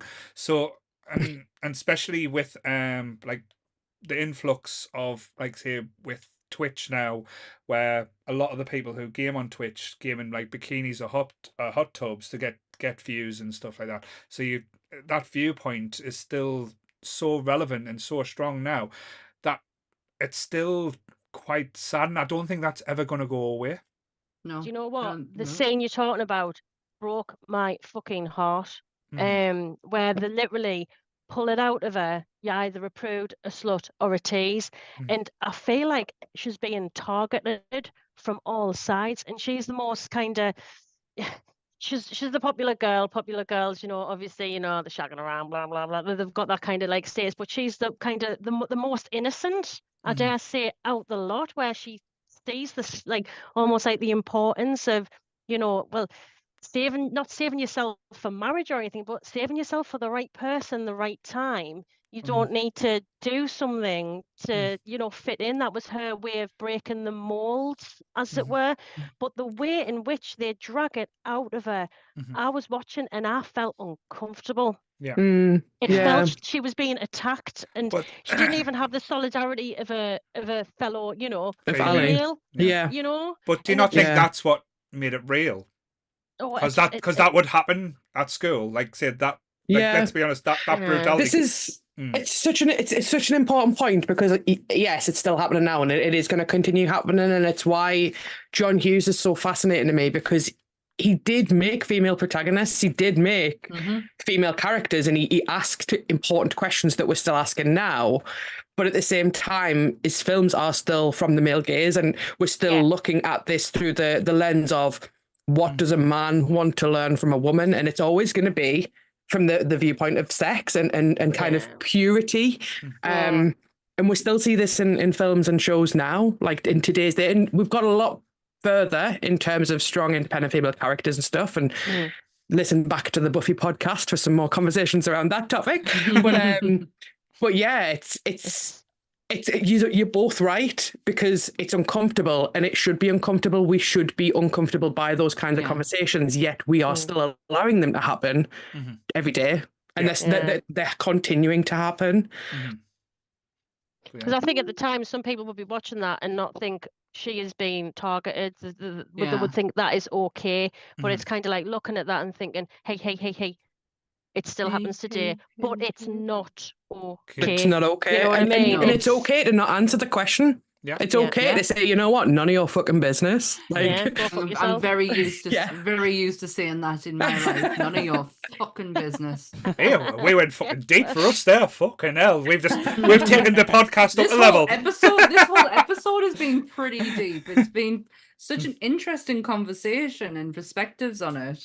one thing we haven't mentioned at all, and I'm surprised, and I'm disappointed a little bit in Kelly. She hasn't mentioned it as well. What? Yep. Oh, don't give me disappointment. Come on. How have you not mentioned the soundtrack? Do you know what? Because right, I actually listened to the soundtrack. Mhm. And the only song really was the Simple Minds. Because I was actually expecting, because you do have films where you've got like the Lost Boys soundtrack. Yeah. All right, Yeah. fucking hell. It's Each magic. song is a fucking banger. The Mhm. only banger on here is Mhm. your Simple Minds, Don't You Forget About Me. Yeah. Absolutely. But I thought, oh yeah, the soundtrack. So obviously went on my Spotify, had a bit of a fucking listen, and I was just like, so this is the song when they're running around. Yeah. Couldn't tell Just you all the anything Benny about Hill theme it. tune. Yeah. Oh it's just- God, it's- that'd have been amazing. But I mean, the Simple Minds song, oh my God, it's absolutely marvelous. And it is synonymous with Mhm. this particular Yeah. film. I can't think Definitely. about that song without putting my fist up in the air. No. Like, Yeah, it's like you've got to, right? Yeah. But, I thought you were gonna break into It's a been mentioned. Everyone's put their fist up in the air. breaking well, into a you totally Disturbed, reminded me now of breaking the into a meme Disturbed where song it- now. Why did he do that though? Like, It was honestly. in- Oh, Because he's got new- a diamond earring that's worth more than him. new earring I can sell, yeah. Because he kissed a girl. He so kissed has the to- And he girl and he liked liked it. But no, it just reminded me of that meme, do you know, where it's got a picture of Molly Ringwald and Ali Sheedy, and it's got fucking Ali Sheedy is Joy Division, and Molly Ringwald is New Order. It just always makes me laugh. But it is That is so fucking true. it is crazy when you think about, because like say if we didn't have the Breakfast Club, we wouldn't have like say teen films like Mean Girls, She's All That, 10 Things You Hate About You, even though it was the Taming of the Shrew, but they wouldn't have like made this movie. We wouldn't Yeah. have Pitch Perfect. We wouldn't have, as you said, not another teen movie. These things, because let's be honest, Pitch Perfect is basically just like a remake of the Breakfast Club done a different way. I'm sorry. It's so funny. It's just the scene where he's giving them all detention and they're just rhyming with each other. And he's like, so, and he's like, famous clown, Bobo. Your mother was a hoe. Ho ho. Oh God, are we going to be reviewing not another teen movie soon as well now? Right. I'm not watching that Oh, gee, Tricked by Orgasmo once. Yeah. Oh. And you didn't even come on the episode, Fletcher. You watched it and you didn't even come on. You just wrote you it. not? No, he wrote a letter that we wrote out that I am very disappointed in you for making me watch this movie. Oh, Remember that? Couldn't be there. Yeah. we need to do it again, Sonia. I will push for not another teen movie. Honestly, I fucking love shit like Tell that. you It's what, so though, funny. I'll do a payoff for you, Sammy. If we Go on. do not another teen movie, you've got to give us Never Ending Story. Oh. Moonchild. Do you know I'll what? do never Do you know ending what? story. It'd be like an hour and a half of crying over art. If Say that Sonia though, comes I did on for post both of them. I posted the I'll- video today on the Nerdy Up North group. I blocked No, that you one better out. not have. I did. Yeah. I'm not watching Yeah. that. No. So if Sonia comes on for both of them, I will do Never Ending Story. Right, okay, I'll take it off the list. cool. I've been trying to make Oh, Foxy that watch it for film. years, so that would actually be an fucking- excuse. Hate that film so I much. The love Never it. I Ending love it. Story.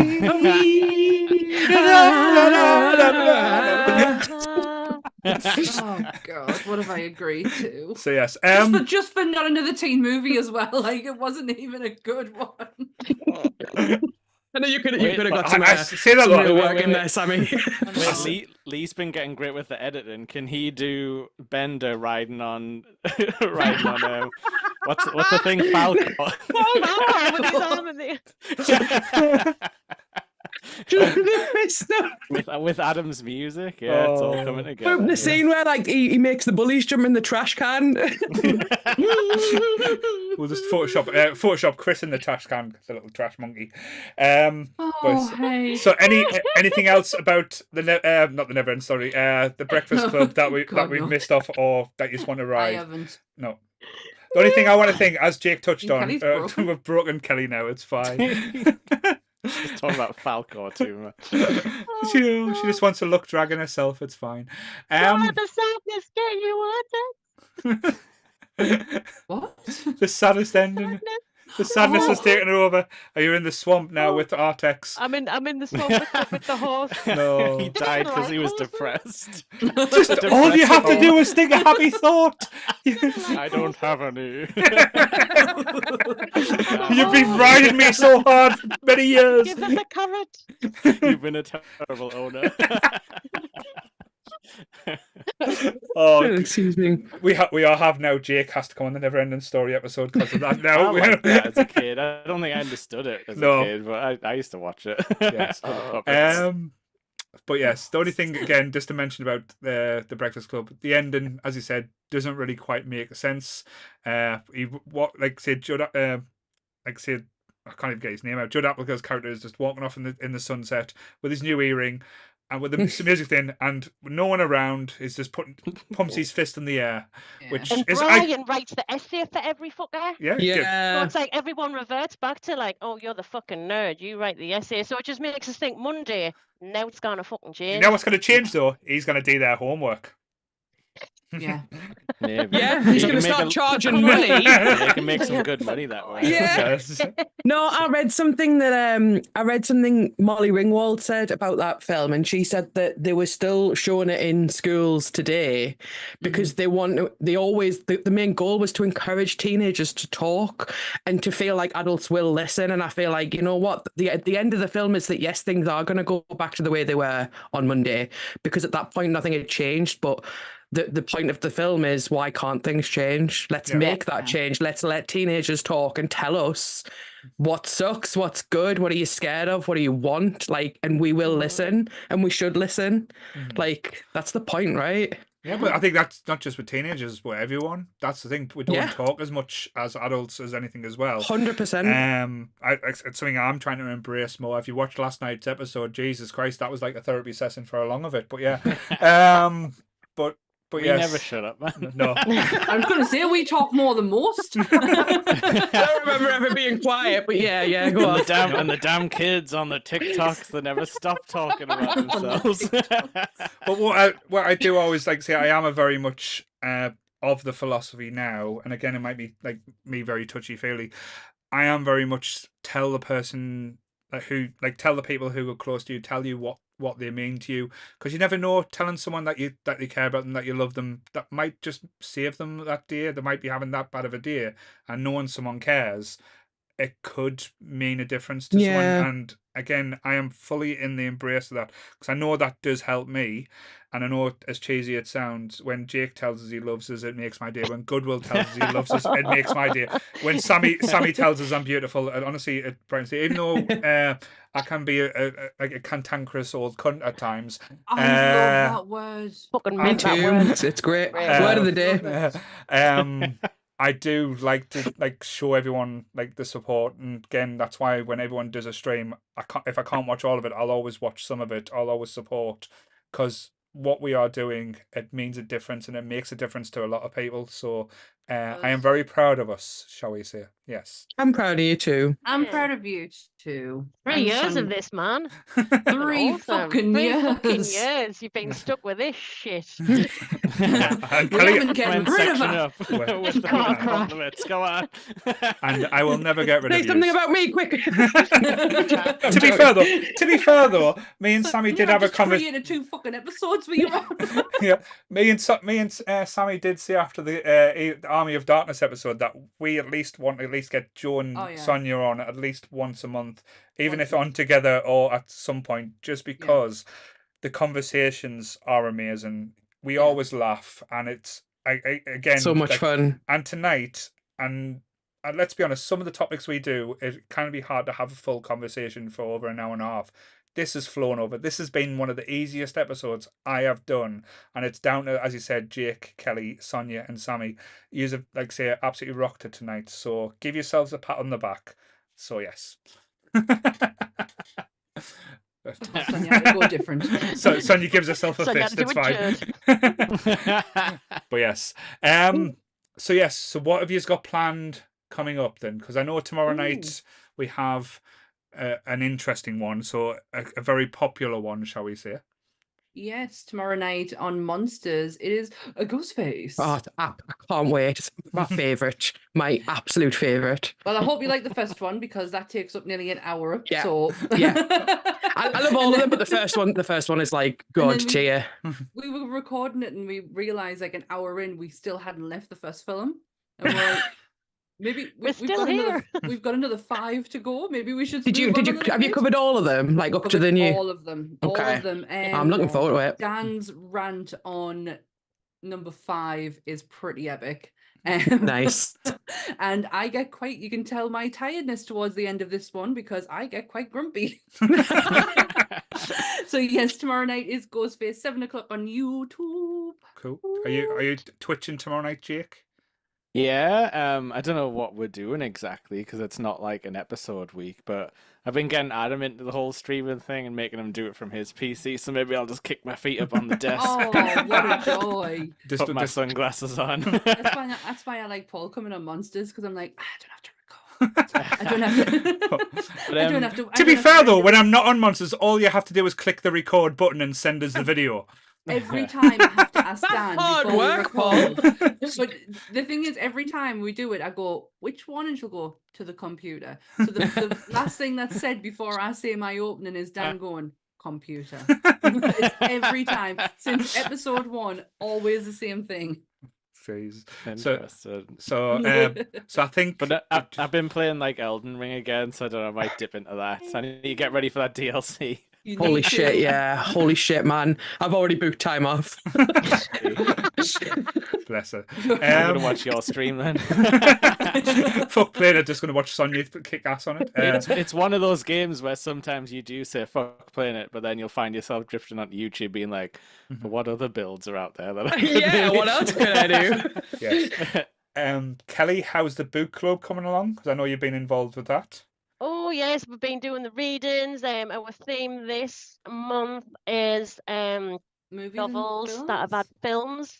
Oh, Yeah. right. Ooh. Interesting. So I'm inspired. I mean, at the minute I'm reading this absolute shit tip of a book, but I'm going to persevere because once you start reading, you need to crack on. But it's about serial killers and this blah blah. But they're obsessed with coffee. They're always like halfway through, it's like, I really need a coffee. Serial killer. But should we get some coffee? We went and got some takeout coffee. Yeah. It's just like, it's ridiculous. But I really want to read because I saw it on the post, Bridge to Terabithia, because that was one of the first books I read in secondary school, year 7. We did a lot of like work on it where we pretended to be we had to draw the teacher and why we drew her in a certain way. I've forgotten her name because it's been so many years since I was 11. And we got really like kind of involved in the narrative and stuff. So I really want to revisit it, and I haven't watched the film. Bridge to Terabithia. Okay. So Me I'm neither. going to like really make an effort this month to really like immerse myself Stick in with the the theme. Yeah, and I've actually done it without thinking of it. Yeah, you because got Dune. I knew I bought Dune, but I bought it yesterday before I saw the theme for this month, and I'm like, it's just clicked in there. I went, oh shit, I'm actually doing this month's theme. Oh. But it's like a tome, isn't it? Isn't it like like bigger than my face? It's hefty. It's a hefty book. I'm just watching. I think Lee's watching the stream 5 minutes behind because I think he's just caught up when we talked about the ending because he's just put in what a stupid fucking ending. I was like, we're not ending it that bad, are we? This is Lee. What about you, He's Sonia? going to edit a better one, don't worry. Yeah. It's showing us up now. Oh, can I just say one thing I forgot to say about Breakfast Club? There's no breakfast in this movie. Oh, yeah, God what the damn fuck? it. It's only lunch. God damn it! Unless you count that cereal on the sandwich, but I don't count No, that. because the Jake says, and Jake is the law. But yes, what about you, Sonia? One star. One star. TripAdvisor. No breakfast at this breakfast club. Oh no, I see it. What about you, Sonia? What have you got planned for this week? Nothing. Are you You not know straight? what? This is such a heavy month. So yes, I am still I am still streaming every Friday, but I've got so much stuff coming up. Like I've got a work due in Newcastle this weekend. Weekend after, I'm going to see Feeder. I don't know why, just to pretend I'm young excellent. again. Going to go and see Feeder. Yeah, right. So good. So I'm going to see Feeder. The weekend after that, I'm going to London to see Lord of the Rings live I don't with wanna know. orchestra. And then the weekend after that, I am going to Glasgow to see Pendulum, and the weekend after that I'm flying to Norway for my honeymoon. So like fucking hell, I've got so much stuff coming up. I know. And the worst thing is though, because you're going to see Pendulum, you're missing out on the Empire Records. I know, I'm gutted. I'm absolutely gutted. Literally, like, just I wanted to come on, so I'll give you my soundbite now and you can play it on the podcast. Which is just me going sexy. Oh God! Lee, did you Do get it that, again, Lee? man. I'm not coughing. Give us a again. clean take. Give us a clean take, Sonia. Sexy. Right, There you go. There we go. We'll Clip get it. on. Lee, we need that soundbite because it has to be played in the Empire Records episode. She needs to be there in spirit. To be fair though, instead of the intro song, I'll just get Sonia saying that over and over again. Yes. Just as Say a preload. More sexy. But yes.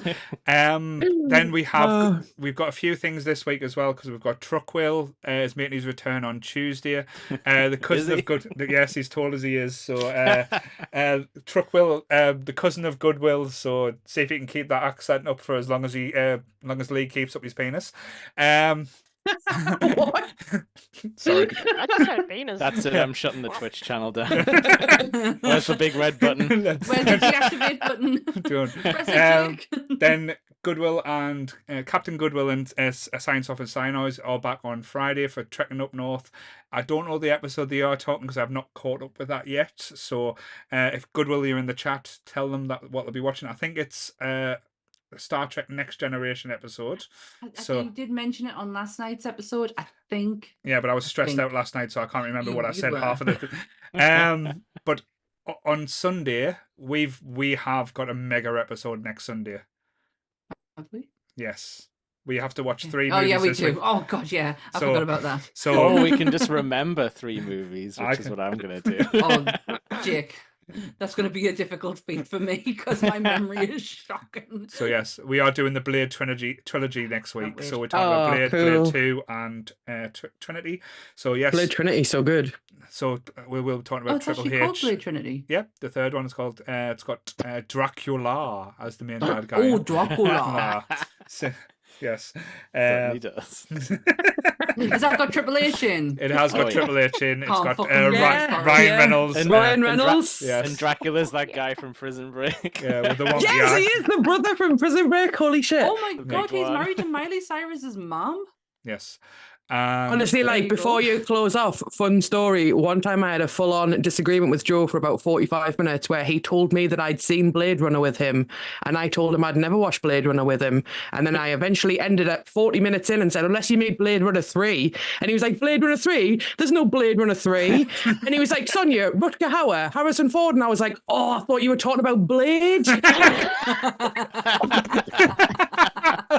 He does run a few times. I think Hobo Wow. Lee is making his return this Sunday as well.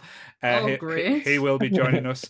And we'll find out tomorrow night what next week Monsters episode is. Because Sammy's been good. She's planning them for weeks in ahead now. So, ooh. I'm excited for tomorrow's episode, though. Me too. Even though it's already done. But yes, so we have got a busy month this month. We've got so many different episodes coming out. I know we've got a midweek episode where we're going to be talking about The Strangers. As I said, the Empire Records. We've got the Blues Brothers.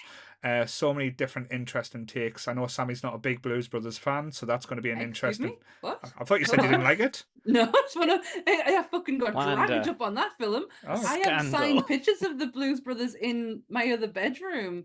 Nope, wrong film, my love. Sorry. About a lot of other Not ones, me. but that Not one, not that one. And we've got one of Jake's picks coming up this month as well. The Super Mario Brothers with Bob Hoskins. Yeah. No, it's a movie. It is a movie, yes. The Mario Definitely. Club. And if Lee wants to cosplay as one of the King Coopers or one of the Koopas, that'd be quite interesting to see. But yes, I think Lee will be streaming at some point during the week as well, depending on what day he's got off. Yeah, he's been doing Final Fantasy VII Rebirth. We've been getting some of that on the channel. It's been great. Yes. It looks really cool. I can't play it because I don't have a PS5. Yes. It looks really good. But please, anyone as well, I know, like I say, if you're watching this, you'd be subscribing to the Nerdy Up North YouTube channel. We do have a Twitch channel as well. The content on there is absolutely amazing. Like I say, it is so funny.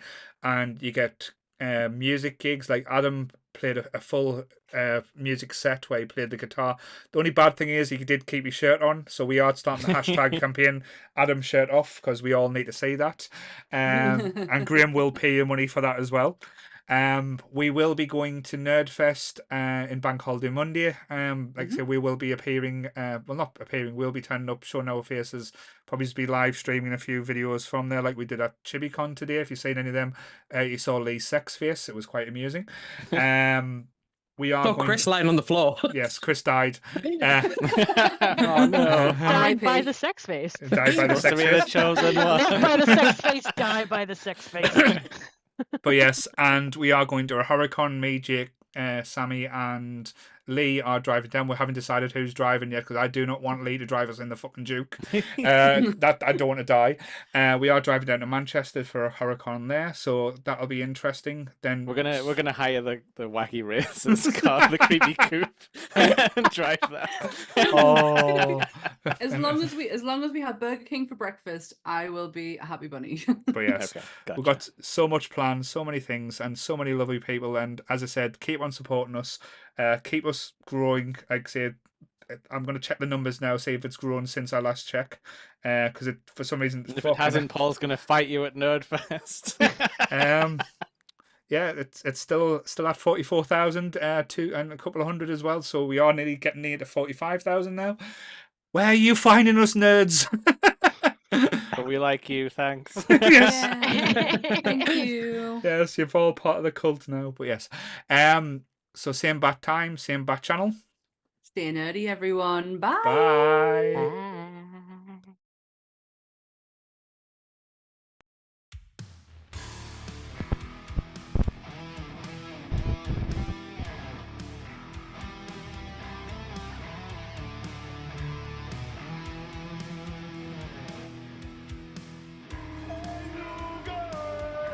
Can't rain all the time.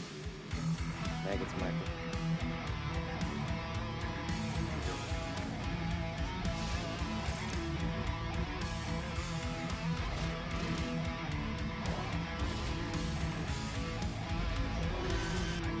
Hey, come on down and chum some of this shit. Oh, just some scary movie. Like scary. Uh-huh. Hell is this?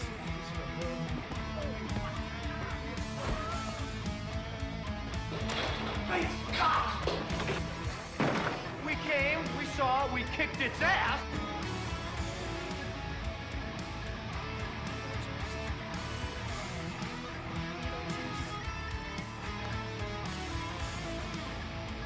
Beetlejuice. It's showtime.